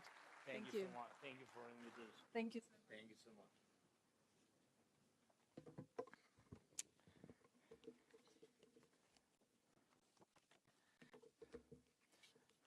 Hi. Dear friends, Mark, dear Ursula, Alex, Rob, I don't see everybody, sorry. Dear friends, so thank you for your attention to us. Thank you for your attention to Ukraine, to Ukrainian defense companies, and to our defense capabilities, which have truly become among the strongest in Europe and have been proven in modern war. And what do we mean by modern war today? War has changed fundamentally. These are revolutionary changes in the very nature of warfare, changes as serious as those during the First World War, when machine guns began to decide the outcome of battles, or with the development of modern tank warfare, which had such a profound impact on Europe during the Second World War, or with the invention of missiles. Today, drones and the very technology of fighting at a distance represent a revolutionary change in the technology of war. So in Ukraine, as we defend our positions on the front line and do so in a fully justified war of self-defense, we are now eliminating around 30,000 Russian soldiers every month. Just imagine that scale. In June alone, nearly 28,000 Russian soldiers were eliminated, and we have video confirmation for every single one of them. The overwhelming majority were struck by drones. And frankly, we take no pride in this. We are saying it to show what modern war looks like, a war we did not start, but one we are forced to fight in order to defend our country, our people, our children. Every day, this war also sees a massive amount of enemy equipment, logistics, and military facilities destroyed. And again, we do most of it with drones. At the same time, we are carrying out a campaign to secure the Black Sea using our naval drones. These are not just strike platforms used to destroy Russian warships at sea. Our naval drones have already evolved into multi-purpose platforms that can launch strikes from the sea against different targets on land and in the air. At the same time, we are fighting in the skies on two key fronts: defending Ukraine from Russian attacks and carrying out our long-range sanctions against Russia for this war, along with our medium-range pressure campaign across the entire depth of the temporarily occupied territories of Ukraine. Thanks, above all, to our drones, we have established the ability to strike across the entire depth of the occupied territory. And you see what Russia's massive attacks look like. They are very similar to what we recently saw in the neighboring region when Iranian forces struck their neighbors. Attack drones of different types, missiles, and a large number of ballistic missiles. We have raised our interception rate against Russian Shahed drones to more than 90%. That means thousands of Russian attack drones shut down every week, and with all due respect, no other country had the capability to defend against attack drones at this scale. The reality of this war forced us to build it. And today we defend against hundreds of attack drones every day and night, and thousands every week and every month. Ukraine's defense sector is building that capability even in the middle of a full-scale war. And we also maintain a high interception rate against cruise missiles, thanks to the way we have built our air defense. And thanks, of course, thanks to the support of all of our partners who continue to provide Ukraine with defense assistance. Thank you so much. And I have a question for you. Do you really believe it? Do you really believe it would be right to live outside NATO, a country and a people with this level of defensive capability? If we already have these capabilities, if Ukrainians already know how to fight like this, then it does make sense for these capabilities to become a part of the alliance's collective defense. That would make all of us stronger. And we already see each other as reliable partners, and it would be only natural to become a part of one common security community. The fact is that we will remain next to the source of the problem, Russia, for a long time. Ukraine in NATO is a source of extraordinary defensive capability. In the meantime, we have completely eliminated the very idea of Russia having a strategic rear. And you know this country. And for a long time, Russia believed it had a territorial advantage. No one else possessed a deep rear where it could safely keep military production, military equipment, and everything its war depends on, believing no one could reach them. And we have reached them. Just yesterday, Ukrainian drones broke through Russia's defenses and struck a Russian oil refinery in Siberia. And this is not an exception. It's the new reality. And there is no major oil refinery left in Russia that has not been struck by Ukraine. I want to emphasize this. Unlike Putin, we are not fighting this war for pleasure or for geopolitics. Russia brought this war to Ukraine, and it's killing our people. It wants to destroy our independence, and we are only defending. From the first day of this war, we are defending ourselves, and we are raising the cost of this war for Russia, and by doing so, increasing the chances for peace. We are able to do these things thanks to the hundreds of thousands of Ukrainians working in our very important defense sector, and the hundreds of companies producing every type of modern weapon Ukraine needs. Today, because of this, Ukraine has the world's largest and the most advanced drone warfare capability. And we are offering this capability to our partners through the Drone Deal Initiative. I am grateful to everyone who has already joined this initiative and to those who are joining it. Drone Deal Initiative, it's not only about buying drones, but also about co-production, fast-track access to the means of protection of critical infrastructure, air defense, and of course, security cooperation. And I also want to thank every leader, every country, and every company cooperating with Ukraine in the defense sector.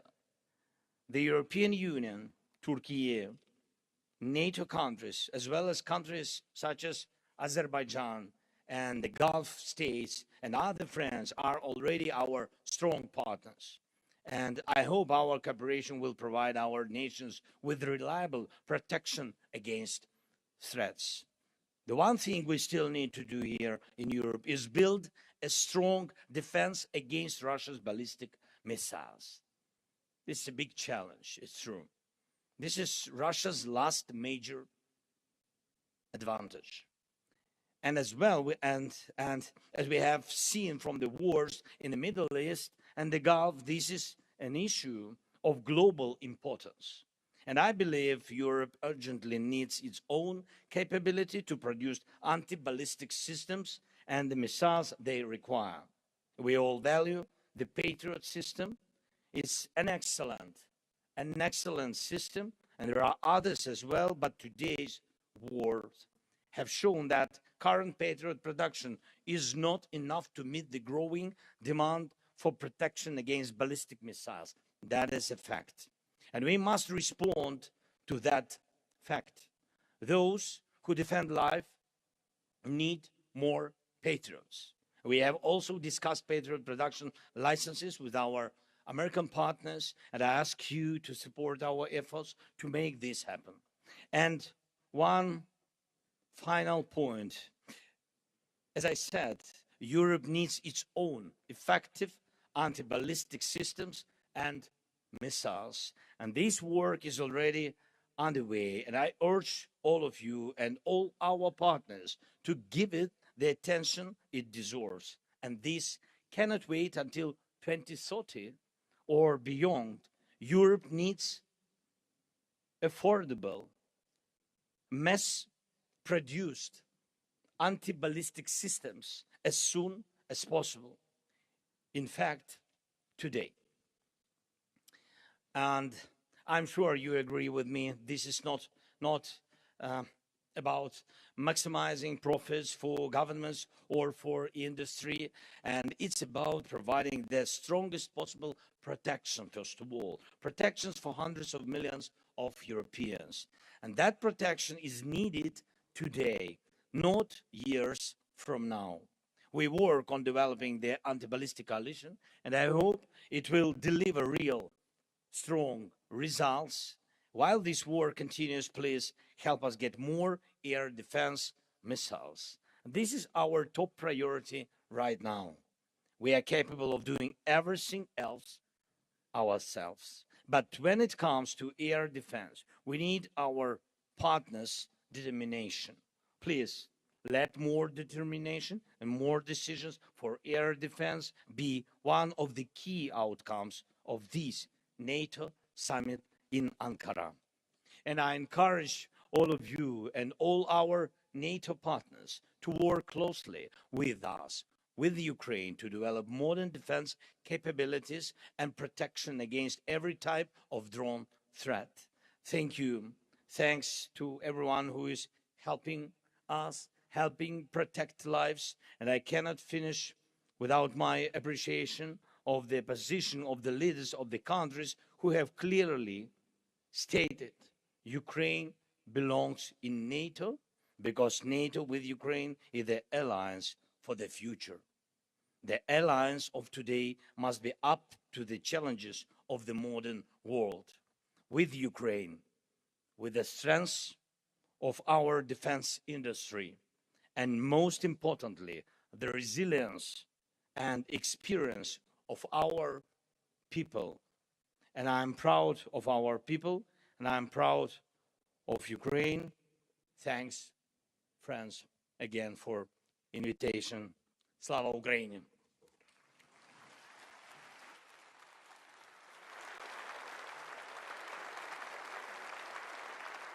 Thank you.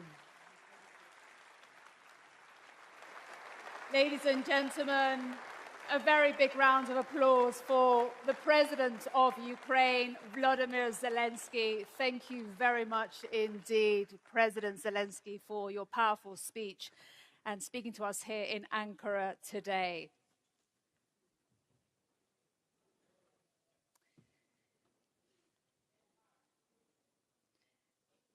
Ladies and gentlemen, we will prepare now for our next session. And in today's world, defense industrial preparedness, that depends on a range of factors, and not every lever rests in the hands of military decision makers. Our next panel is entitled People, Plans and Products, a whole of society approach to industrial preparedness. And this will give us a sense of this complexity and how different institutions have a role to play and play their part. And for that, I'm very pleased to announce our next moderator, and that will be Anton Laguardia, who is the diplomatic editor for The Economist, and he'll be joined by the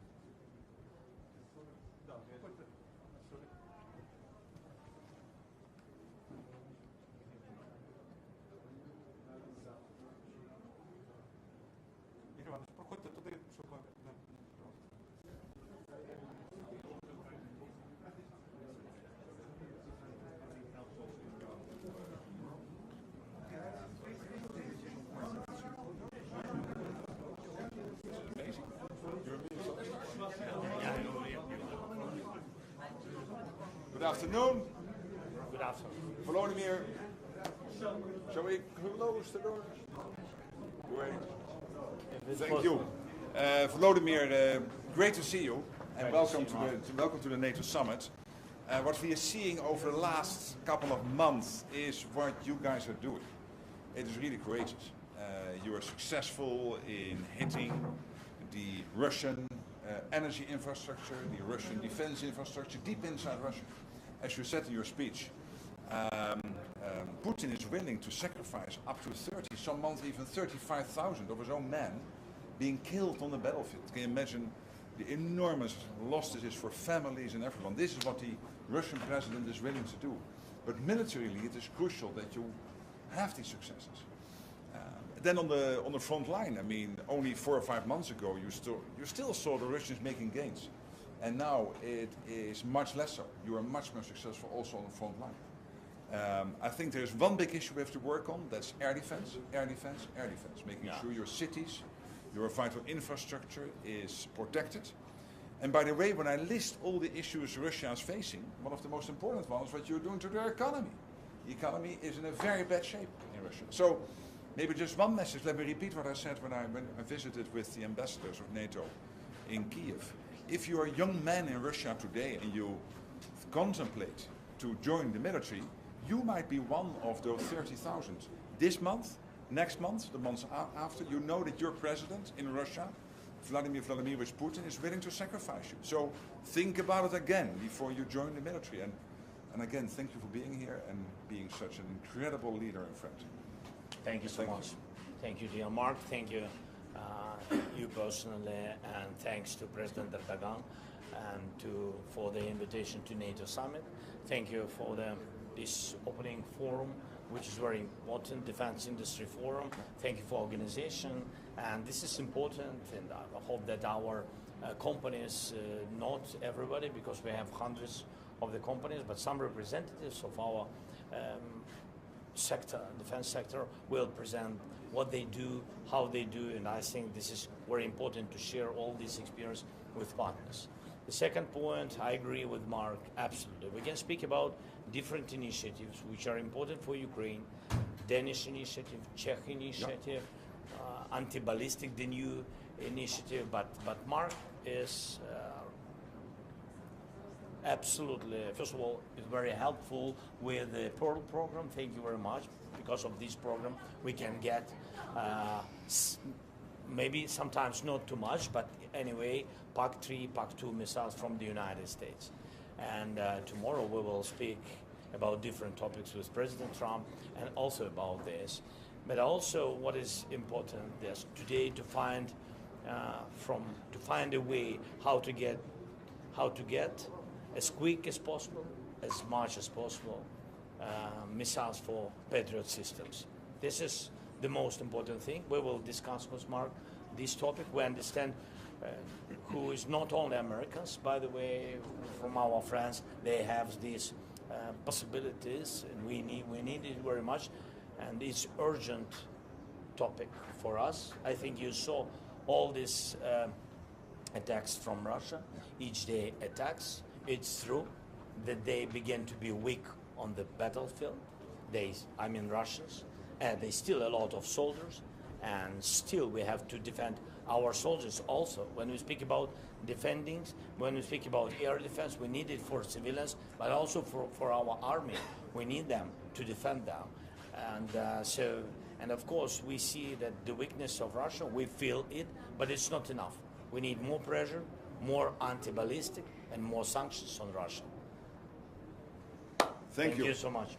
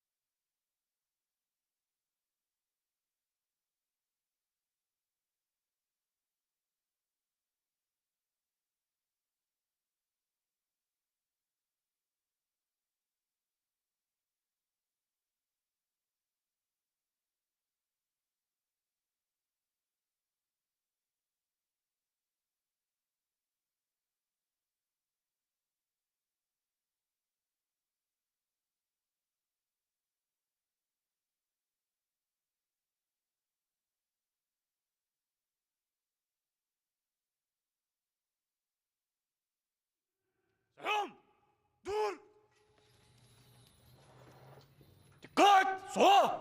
Bak!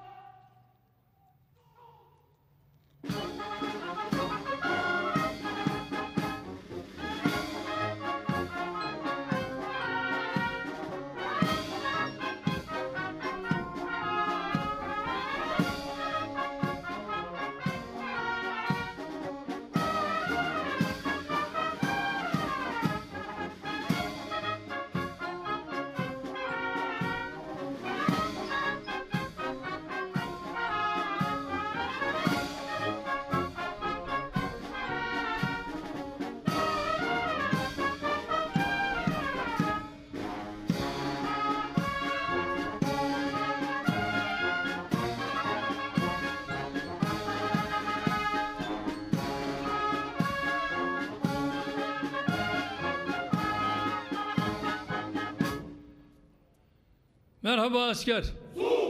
Nasılsınız? Sizler de sağ olun.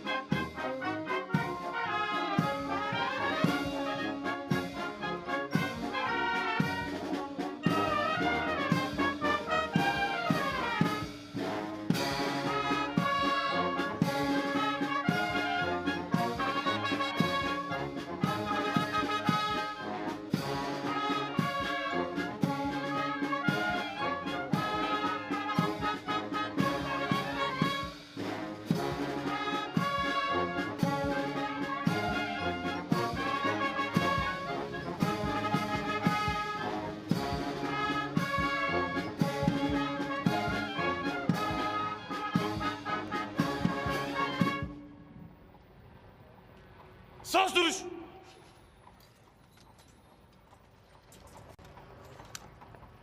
Dön rahat!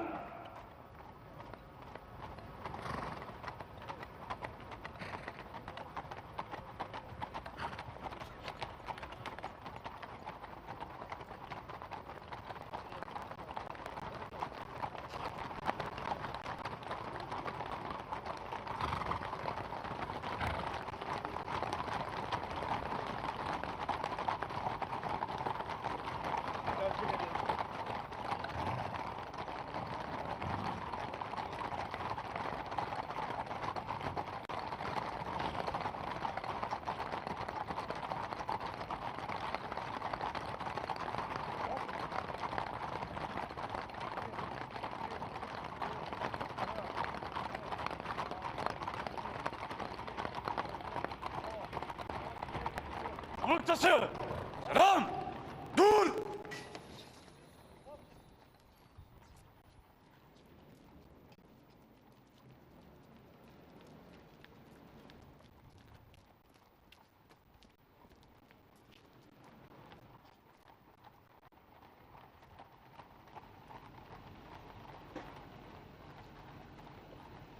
Dikkat!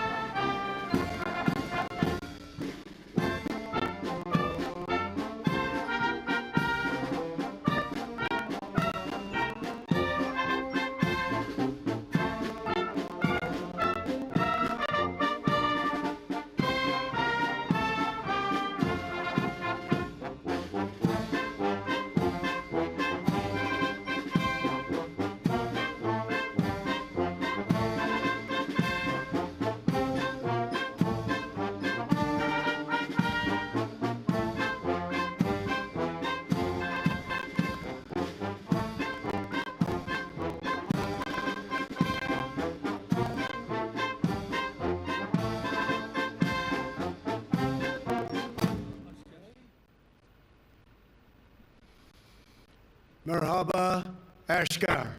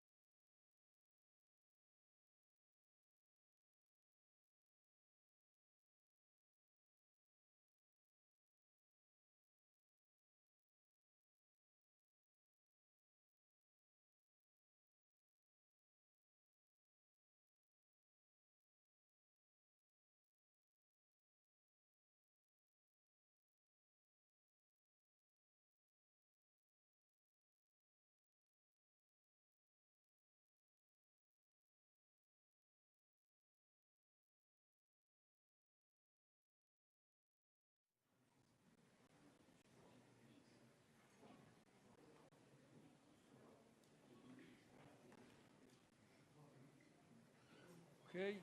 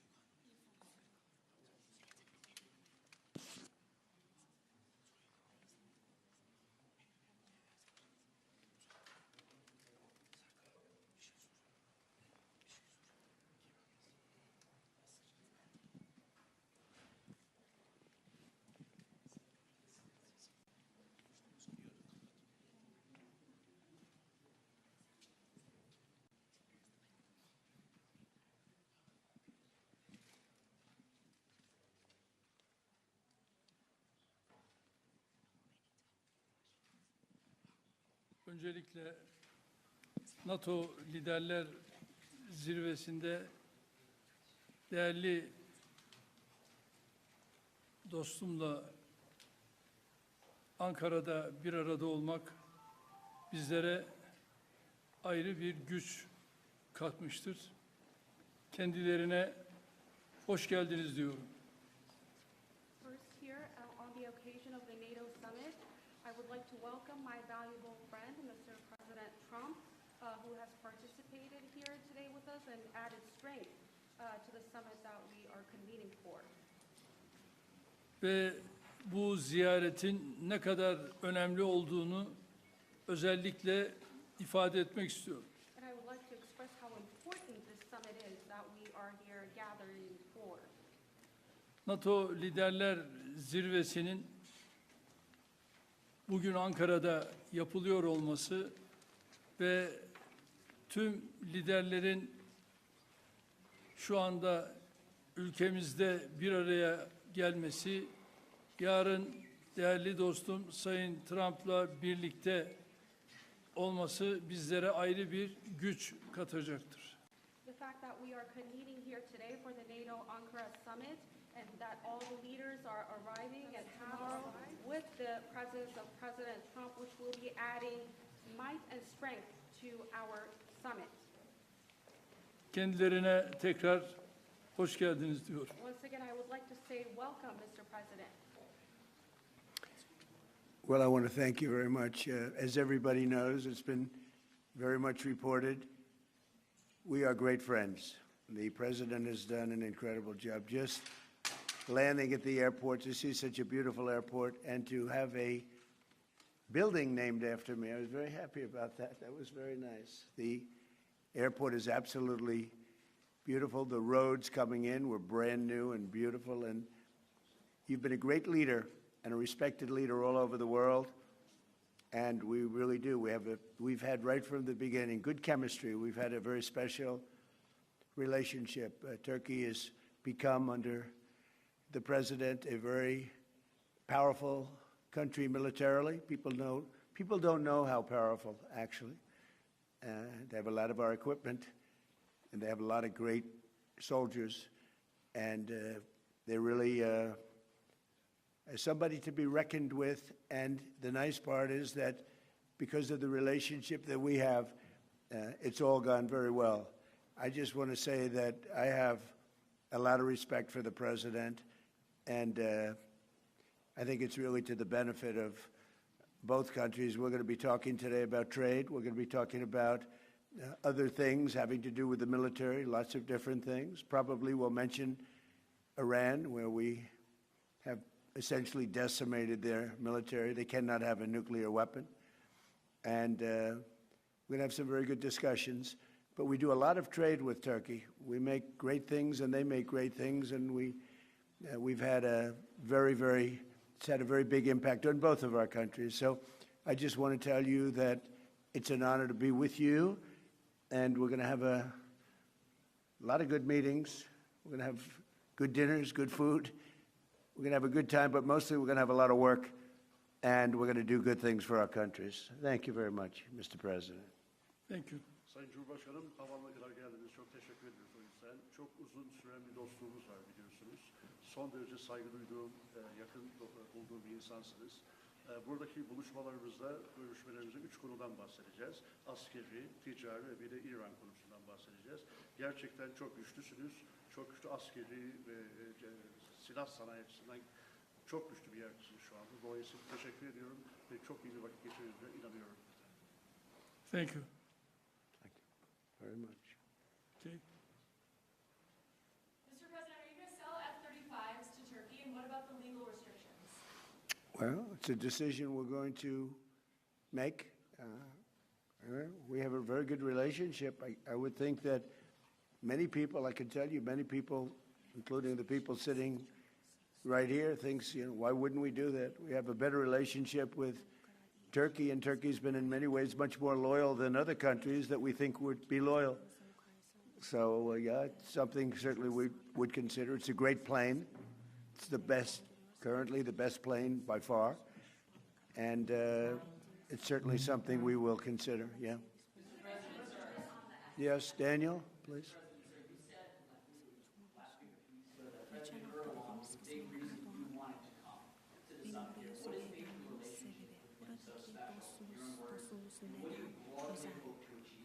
You never know why a relationship is special.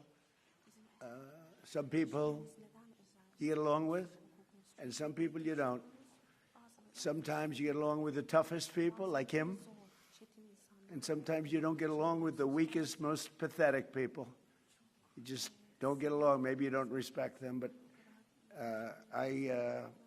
from the day we met, we got along. We had a pastor, as I remember, his name was Pastor Brunson, and it was a very big thing, and it was very traumatic. He was sentenced to a long-term prison sentence, and I felt he was innocent, and I called.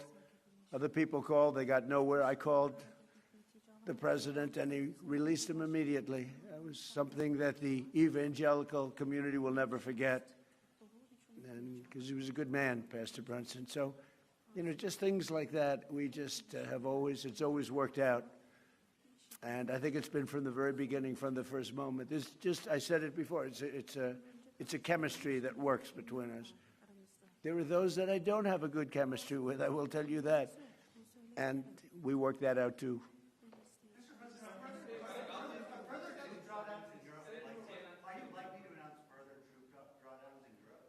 Say it? Are further troop drawdowns in Europe likely? And are you satisfied with the progress that NATO allies have made? Well, we're going to see. I was very disappointed with NATO. And frankly, if it weren't held in Turkey, where my friend happens to be a very strong leader, a very strong person, it's possible that I wouldn't have attended. I felt I had to attend because of the fact that, I know he's gone all out. It was a big thing to have NATO come to Turkey or any place else. It's a big thing. But we weren't treated well because we did something in Iran. We don't need anybody's help. I didn't even want their help. But before I asked, they said they wouldn't be there. And we've invested trillions of dollars in NATO. Why? To protect European countries and others, Canada, etc., but to protect people, countries from, generally speaking, it used to be the Soviet Union, now it's Russia. And I say that's fine, but you would think that they'd be very willing to do something to help us. And they really weren't. In the case of the United Kingdom, the Prime Minister, I guess he's no longer there, maybe because of this. It was a very unpopular thing he did. He said, no, we'll help after the war is over. I said, I don't need that kind of help. We didn't need any help at all. And in a way, I was testing people. I was testing to see whether or not they'd be there, because I've long said that we help them, but I'm not sure that they'd be there for us. And Italy turned us down, and Germany turned us down, and France turned us down. And it's okay. but, you know, why are we spending hundreds of billions of dollars and they're not there for us? We've always been there for them.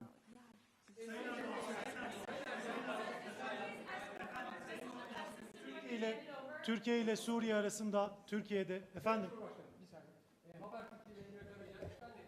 İran'daki savaşın sona erdirilmesi için oldukça çaba sarf ettiniz. Müzakere süreci devam ediyor ancak nihai bir anlaşma noktasına gelinmiş değil. Bundan sonraki süreçte Türkiye nasıl adım atacak İran ve ABD arasındaki müzakere sürecinin olumlu bir şekilde neticelenmesi için?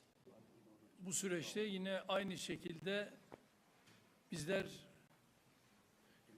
İran-Amerika ilişkilerini nasıl bir düzleme kavuştururuz? Onun gayreti içerisindeyiz. Elimizden geleni yapmak suretiyle dünya barışına bir adım atalım diye gerek şahsım, gerek arkadaşlarım hep birlikte çalışacağız. Ben sizlere 80 bine yakın insan hayatını kaybetti Gazze'de. Çok büyük de bir yıkım var. Ateşkes sağlandı ama yer yer ihlaller devam ediyor. Ateşkes ihlallerinin önlenmesi için, insani yardımların Gazze'ye girebilmesi için, ayrıca Gazze'nin yeniden inşa edilebilmesi için önümüzdeki süreçte ortak atabileceğiniz adımları değerlendirecek misiniz muhatabınızla? Müsaade buyururlarsa kendisinin de bu konudaki fikirlerini almak isteriz. Teşekkür ederiz efendim. Özellikle Gazze konusunda tabii değerli dostumla bunları da konuşarak özellikle bu bölgedeki barışı sağlama için bu liderler zirvesini çok önemsiyoruz ve bu liderler zirvesinden aynı şekilde bir kararın çıkmasını da hayra yorumluyoruz ve bunun olabileceğine de ben ihtimal veriyorum. Efendim, Türkiye-ABD ilişkilerinin geliştiği bir dönemi gözlemliyoruz. 2025 yılında geçen yıl Amerika Birleşik Devletleri'ne yaptığınız ziyarette önemli ticari anlaşmalar da imzalandı. Suriye konusunda Türkiye'nin önemli bir aktör olduğunu söylemişti Sayın ABD Başkanı. Şimdi yeni dönemde gelmeden önce de Sayın Trump bir sürprizle geliyorum ifadesini kullandı. F-35'i, Kaan savaş uçaklarının motorlarını konuştuk. Acaba gündeme gelebilir mi şeklinde. Siz bu sürprizin ne olduğunu düşünüyorsunuz? Türkiye bugünkü görüşmelerden sonra istediğini alabilecek mi? Teşekkür ederim. Tabii F-35 konusu biliyorsunuz bizim için yeni bir konu değil. Ve bunu bizler Amerika ile daha önce de görüştük. Ve biz 5 uçağı da sözünü aldık ve Sayın Trump'ın bu konuda bize ayrıca sözü var ve şimdi de bu liderler zirvesinde yapacağımız görüşmelerde F-35 ile ilgili kendilerinden bu daha önce aldığımız sözün ben geleceğe yönelik olumlu şekilde test ettiğimizi biliyorum ve bu konuda da Sayın Trump her zaman sözünün arkasındadır. Burada yine inşallah F-35 konusunda bu liderler zirvesinden hayırlı bir karar çıkacağına inanıyorum.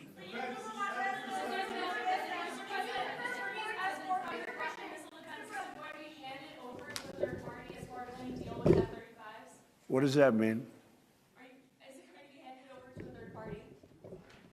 Is that not part of the deal? Third party? What is the third, with respect to what? There's our concerns about the Russian missile defense system. Do you have those concerns about this system? Are they going I to have no concerns at all about anything. I mean, he's a leader of a country that he's made a much better country, much more powerful country. And you see it. I mean, it's beautiful. You get off, the roads are beautiful. It's an amazing thing. Now, I have no concerns about anything having to do with Turkey. The relationship, I would say the relationship with Turkey right now is better probably than it's ever been. It was good in my first 4 years, but I think now it's probably even better than that, if that's possible.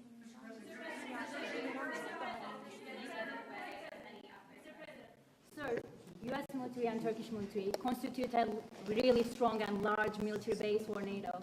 Are we expecting further defense cooperation out of this bilateral meeting, out of this NATO summit here in Ankara? Well, we're going to find out when I go there. We're going to find out. We're going to be having meetings. I'm very friendly with many of the leaders. You know, some of them are new. We don't know them. But, you know, I've been doing this for now sort of a long time. If you count the 4 years where we had a rigged election, you know, I was very much into politics then, too.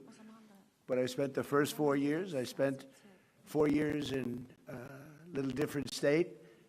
And then we've had an amazing, probably the best year maybe ever had by an American president. When you look at the economy, we have the greatest economy we've ever had. We have $19 trillion, $19.2 trillion to be exact, being invested in the United States. That's 7 or 8 times more than it's ever had. It's a world record, not just a U.S. record.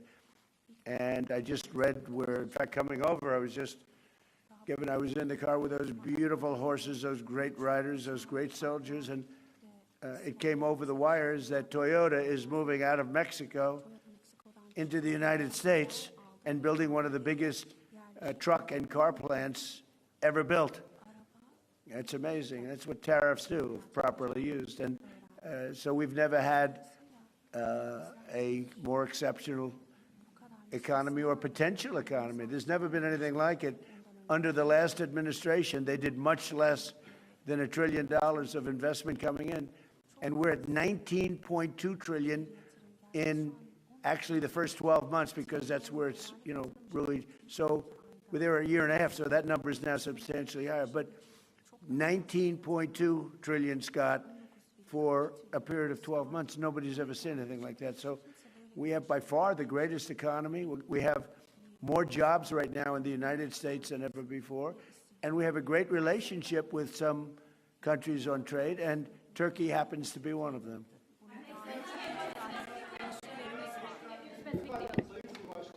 Siz her fırsatta dünya beşten büyüktür, daha acil bir dünya görüşünü tutuyorsunuz. Bugün konuğumuz Sayın Trump, ABD Başkanı. Onun da zaman zaman küresel sistemin mevcut durumuna ilişkin eleştirilerini biliyoruz. NATO'nun 2 en büyük askeri gücü olarak bu noktada, bu eleştiriler doğrultusunda ortak bir adım, ortak bir girişimde bulunması önümüzdeki süreçte söz konusu olabilir mi? NATO'da 2 önemli ülke olarak gerek Amerika gerekse Türkiye, bizler bu liderler zirvesinden de dayanışma içerisinde güçlü bir çıkışı sağlayacağız ve bunu da başaracağımıza inanıyorum.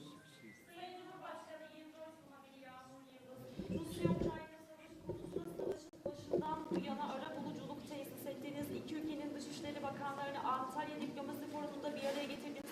İstanbul'da çok önemli müzakereler yürüttünüz. Bu zirve kapsamında da Sayın Trump'ın Sayın Zelenski ile görüşeceğini biliyoruz. Nihai aşama olarak hangi noktadayız? Savaşın sonlanması konusundaki gidişata ilişkin değerlendirmeniz nedir? Teşekkürler. Antalya Diplomasi Forumu'nda Dışişleri Bakanlarımız bir araya geldiler. İstanbul müzakere sürecini de... Is that for me? Are you asking me, or are you asking the president? The president, yes. Biz Rusya-Ukrayna arasındaki bu gelişmeleri de yine değerli dostumla burada paylaşacağız, görüşeceğiz ve ona göre de adımlarımızı atacağız. Televizyon kanalından Hatice Kübra Bal. Benim sorum da aslında az önce biraz yanıtladınız ama Türkiye'nin 5. nesil uçağı Kaan motorları için F-110 motorlarından söz edeceğiz. Aynı zamanda kassa yaptırımları ve bu bağlamda da F-35 alımı ile ilgili aslında bu görüşmeden bir somut sonuç bekleyebilir miyiz? Onu merak ediyoruz. Ben bunu daha önce değerli dostumla görüştüm ve Kaan'la ilgili onun motorları noktasında bu liderler zirvesinde bu görüşmeyi değerli dostumla tekrar bir araya geldik. Onu görüşeceğiz ve inanıyorum ki bununla ilgili bize verdiği müjdeyi burada da tekrar edecektir. Ve bu müjdeyle de herhalde liderler zirvesinde kendisine teşekkür edeceğiz. You know, I might add that Turkey bought planes. It's the best plane. But they bought planes from the United States. And when you buy a plane from the United States, if there's engine rehab and other things that are done to engines, there's various things that happen, including just maintenance. I think we have an obligation to maintain engines and help them maintain engines. When you buy a plane from us, what are we going to do? Say you're buying a plane if the engine needs work or if the engine has to be rehabilitated or even upgraded somewhat, but I think we have an obligation to do it. What are you going to do? Say, I'm not going to do that? Look, Turkey's been, I know, you know, a lot of people don't agree, although I think with time they're starting to. Turkey has been a great ally for us. Turkey could have gone on the side. They know Iran very well, and they know the problems with Iran. But they've been very instrumental, along with a couple of other countries, of helping. They could have gotten into the fight. You know, I hear some people saying about their relationship with Israel. They could have gotten into the fight. They're a very powerful military nation. They didn't do that. Maybe they didn't do that because of me, but they could have gotten into the fight on the other side. They are a nation that's been very, very good, and I can speak for myself as president. They've been extraordinary in many ways with respect to our relationship, including trying to end the war with Iran, or whatever you call it. It's not even a war, it's a military operation. It's a denuclearization. That's really what it is, of Iran, because I don't think he wants to see them have a nuclear weapon either. I'm pretty sure of that. In fact, I'm totally sure of that. So, but when they buy a product from us, whether it's a plane or anything else, when it's time for maintenance, I think don't we have an obligation to help them? What are we going to do? Say, we're not going to let you use the product that you spent a lot of money in buying? And especially when it's been somebody that frankly has been more helpful to the United States than many other more traditional countries.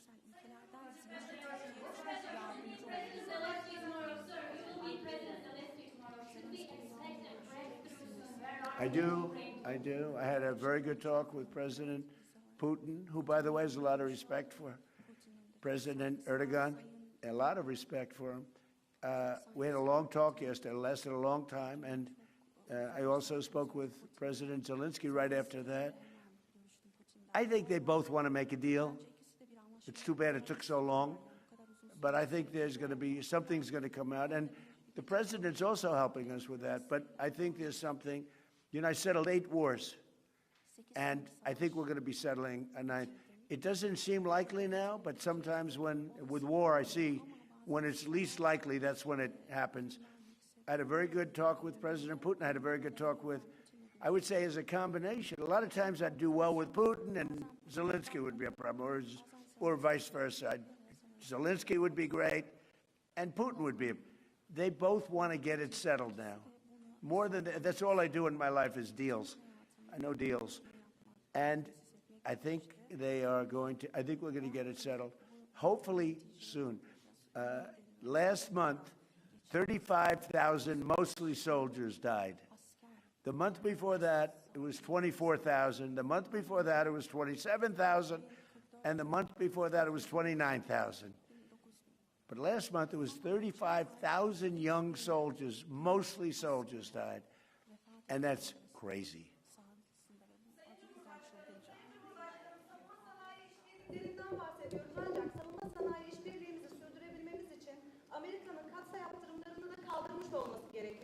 Sayın Büyükelçi Barak burada. Kendisinin bu konuda aslında mesajları da oldu geçtiğimiz aylarda. Sayın Başkan'ın da bu konuda olumlu düşündüğünü biliyoruz.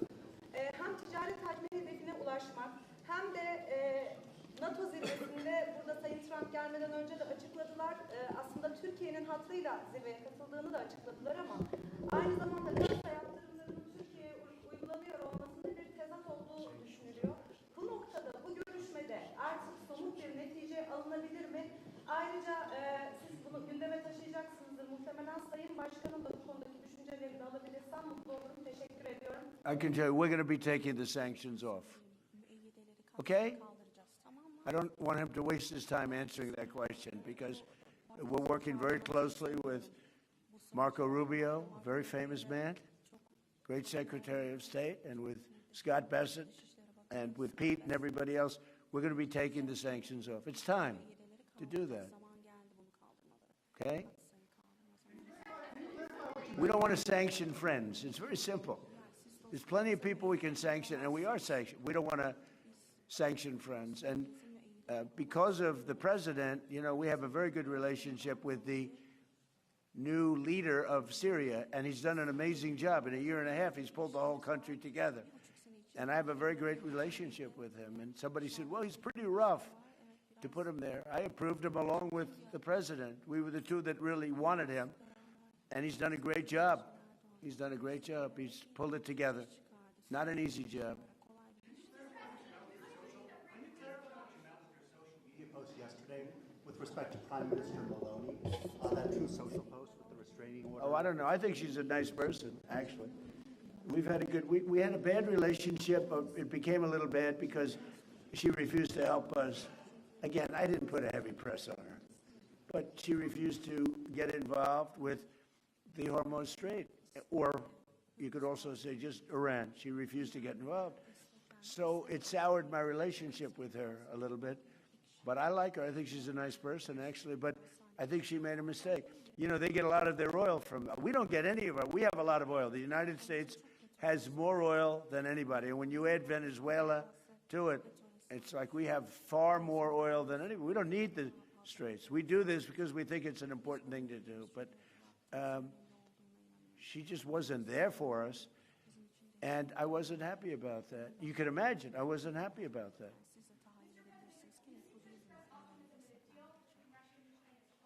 Why do you think that? What conditions have changed? Did Putin seem About with what? Russia-Ukraine? Did Putin seem open to any concessions that he Never had? changed. I just don't want him killing people. You know, it doesn't affect the United States. When Biden was here, he gave them hundreds of billions of dollars worth of equipment. Now I sell the equipment for, you know, fair price, the full price. And I sell it not to Ukraine, I sell it to the European Union. They pay us. But with me, it's not anything to do other than I'd like to save lives. You have 25, 35, 30. One time it hit 41,000 a month souls. They're dead. They leave their mother in Ukraine. They leave their mother and father in Russia, Ukraine. They wave goodbye. And a week later, they're dead. It's crazy. And I would like to see. It doesn't affect us. It's really, you know, it's far away. It affects Europe much more. We're there to help Europe, but it doesn't affect the United States. We have an ocean in between. But, you know, it's just, I can't stand watching what's happening. I've seen the pictures of those battlefields, and it's a drone war. It's a war of drones. It's a whole new technology. And we're actually the leader in drones now. We have the most sophisticated drones, but people wouldn't believe how violent it is. And I've seen the battlefields. They send me pictures. I actually want to say, don't send them to me. Pete, this man right here sends me pictures. Pete Hegseth. And I said, Pete, you know what? Doesn't help to look. I've never seen anything like it. It's carnage. And it should stop.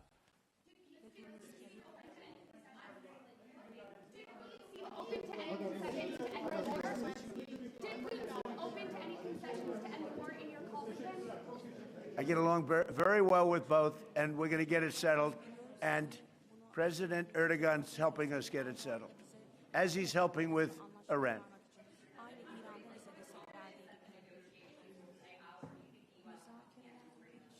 With respect to what? Well, that's what hurt my relationship with NATO, because Greenland doesn't help Denmark. Denmark doesn't spend money to really help Greenland, but it's an important part for the United States. And it's surrounded by China ships and Russian ships. And that's not going to happen. The ships it's not going to happen. It was Greenland that, and it continues to be, That should be controlled by the United States, not by Denmark. And when they wouldn't go along with it, and with all the money we spend to help them with Russia, and we don't have to spend any money, we could remove all of our soldiers out of Europe. Because as you probably noticed, Europe's a very different place than it was 20 years ago. A lot different, much different. It's a much different, and they better be careful with immigration and energy.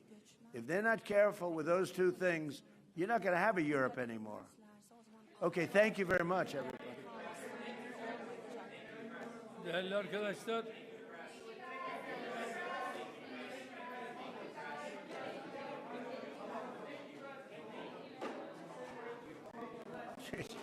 One thing, it's amazing.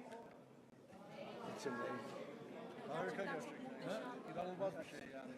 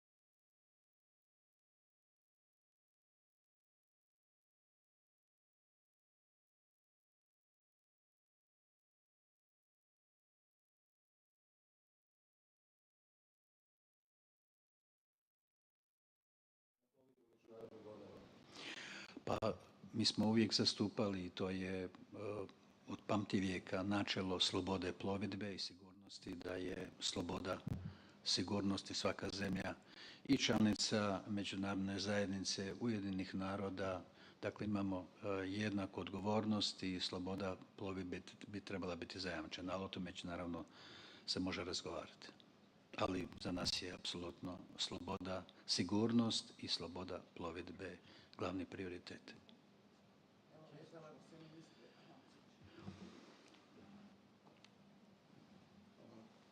Evo, vezala bi se na Tihomira, pa bi dodala da u nacrtu deklaracije piše da su se sve zemlje članice, a to je usvojeno na razini veleposlanika, znači to je formalnost zapravo na kraju ovog foruma, da su sve zemlje članice se usuglasile da Iran ne smije imati nuklearno naoružanje i B, slobodnu plovidbu hormuškim tjesnacem.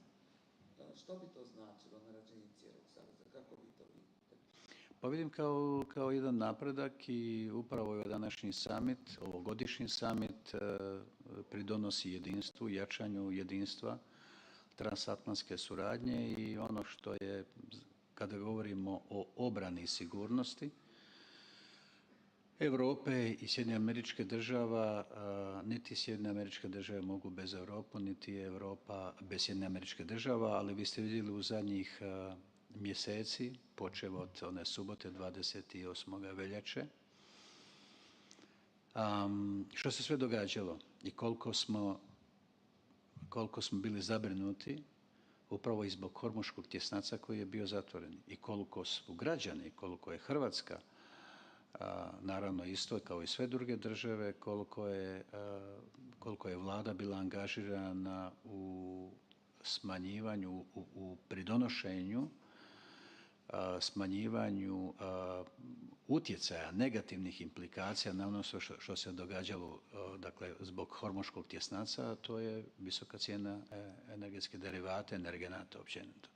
Tako da i ovo što se događalo u međuvremenu i višeputno sastajanje i Sjedinjenih Američkih Država i Irana za pregovarački stol, što smo mi od početka pozdravili. Evo i pozdravili smo i što se to dogodilo u Pakistanu. Pakistan je bio medijator, to je zemlja upravo gdje ću ja biti sutra prvi europski ministar koji će posjetiti tu zemlju koja je doista važna i koja opet nudi i dalje svoje usluge. Svakako da su ove teme, apsolutno da će biti na stolu, da će se o njima razgovarati. Ono što je najvažnije je zapravo da nema ratnih djelovanja, da je hormuški tjesnac otvoren i da sad od raznim drugim modalitetima će se nastaviti razgovarati kao što se razgovaralo još od 2015. 16. godine o ugovoru o nuklearnom naoružanju. Tako da sve je to na stolu. I želimo čuti što će drugi isto tako reći. Mislim da to glavni tajnik Mark Rutte dobro koordinira i ono što je najvažnije da imamo afirmativan pristup prema budućnosti našega saveza i cjelokupnom euroatlantskog prostora, ali i međunarodne zajednice. Jer mir je, nema alternativne za mir. A s pogledom isto tako i na Ukrajinu.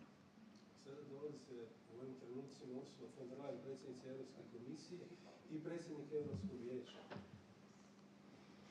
Dolaze zajedno na razgovore. Vi imate nekoliko programa koji su kompatibilni, ali opet s jedne strane imamo SAFE u koji Europska unija, odnosno država Europske unije, ulaže novac za proširenje kapaciteta, s druge strane ono što NATO traži, prije svega američki predsjednik, da se to i formalizira.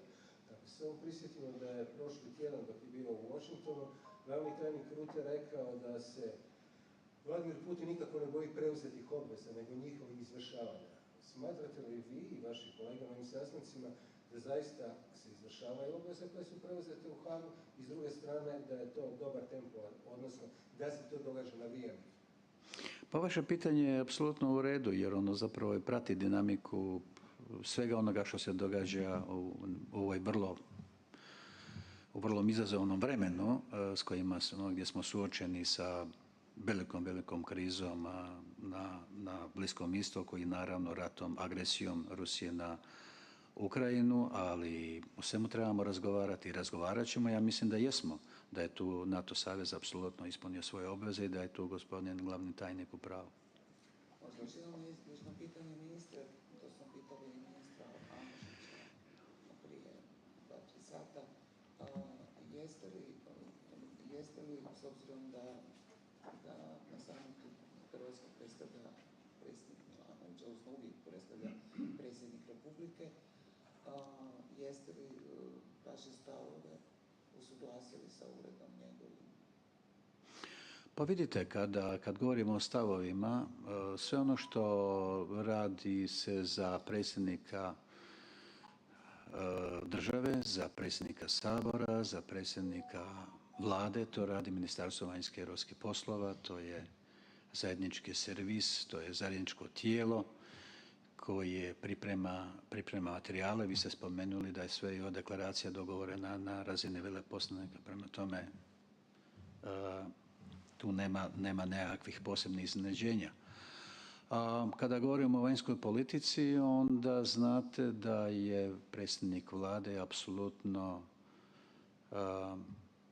vodi vladu i državu u onom smjeru koja je kompatibilna i koja je usuglašena sa glavnim smjerom kojeg vodi Europska unija, koja vodi NATO savez i osobito kada je u pogledu Ukrajina.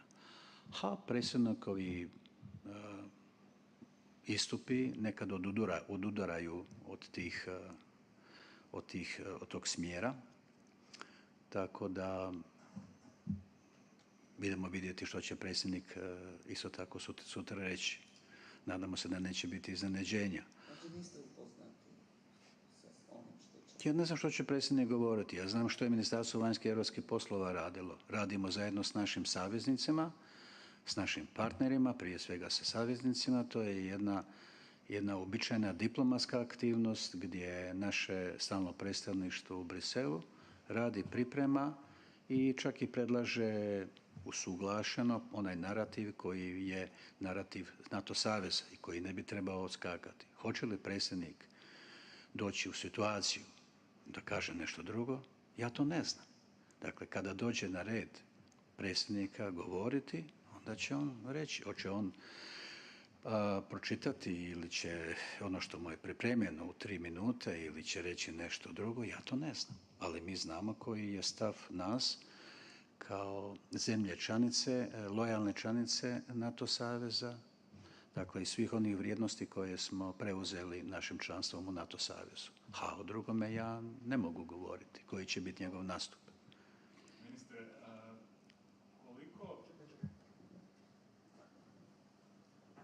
Ministre, iako se ovdje većina zemalja koje su došle i u završnoj deklaraciji, pogotovo glavni tajnik, šalju poruke jedinstva, sklada, dakle da nema problema u Savezu, ipak je Donald Trump, nema sad dugo da je održao jedan zajednički susret s predsjednikom Erdoganom i od njega smo ponovno mogli čuti poruke kako smatra da SAD treba kontrolirati Grenland, kako ponovno je tu bila kritika prema ostatku NATO saveza, odnosno prema europskim zemljama članicama. Dakle, koliko vas brine nestabilnost koja stalno dolazi od predsjednika Trumpa bez obzira na sve vrste dogovora? Pa ne brine nas jer smo mi naučili već na jedan način ili stil kako predsjednik Trump to govori. Bilo je to i u ranijim mjesecima i tako dalje. Vidite, i kada ne bi bilo sklada negdje, mi apsolutno trebamo njegovati tendenciju prema stvaranju sklada. Jer, čujte, drugačije nemate alternativu za jedan savez čiji su ciljevi jedinstvo, solidarnost, kolektivna obrana i zajedničko odvraćanje od prijetnji. Tako da tu samo mogu ja sad, čini mi se po ovome kako smo i pripremili ovaj NATO summit i deklaraciju i općenito sve dokumente koji se činjavaju ovaj summit, mislim da možemo reći da sam optimističan i da možemo reći u odnosu na ranije godine da će ovaj summit biti jako dobar i da će polučiti dobre rezultate i da će pokazati upravo to transatlantsko jedinstvo i zajedništvo. Hvala.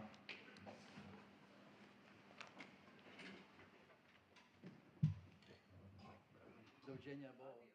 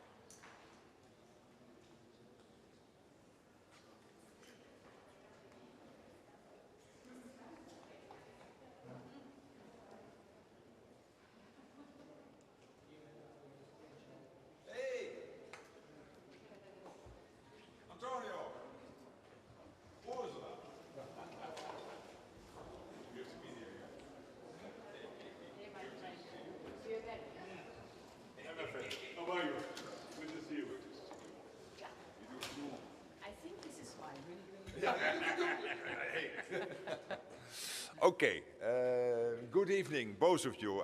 I'm so happy that we have this opportunity. Thank you for being here at the NATO Summit. I basically would say that when it comes to NATO and EU cooperation, it couldn't be better. We have a clear distinction of labor where NATO is working on the capabilities and the standards and the command and control, and basically all the rest is being handled by the European Union. So that has to do with resilience, infrastructure, the defense industrial base, but also money. And you are so successful in making sure, for example, through SAFE and all the other programs the EU is running, that the money is there supporting the 27 EU countries, 23 of which are also a member of NATO, an ally within the alliance, that the money is there. So for all these reasons, and this is crucial, because we have the Russian threat, we know the Russians work together with North Korea, China and Iran, so we cannot be naive, we have to pull together. This is exactly what we are doing, and I really want to both thank you for that. So whom can I give the floor? Is there a protocol order? We have a protocol order, my friend. So you first. Dear Mark, dear Ursula, first of all, I would like to express I'm so glad with this, our strategic cooperation. Our member states, as you knowledge, are fulfilling their commitments. Yeah. And Europe is taking greater responsibility in our own defense. Absolutely. And now we need to continue. And what the European citizens expect from this Ankara summit is a clear message. Then we can continue to rely on NATO for their own defense and also for our deterrence, based on the very strong transatlantic relationship. Then my best wishes for this summit and for a clear outcome. Thank you so much. And also from my side, my dear friend Mark, thank you very much for this meeting here in Ankara. Indeed, a strong Europe is a strong NATO. And we are determined to fill the gaps that we see in the defense posture. And for that, we have mobilized 800 billion euros up to 2030 that have to be invested to have a strong defense industrial base.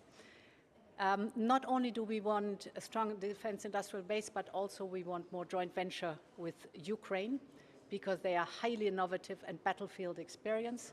And of course, we want more joint procurement within the European Union, because this means interoperability. So many topics to discuss with you. Thank you very much for inviting us. Thank you so much. So thank you. Let's start. Bye-bye.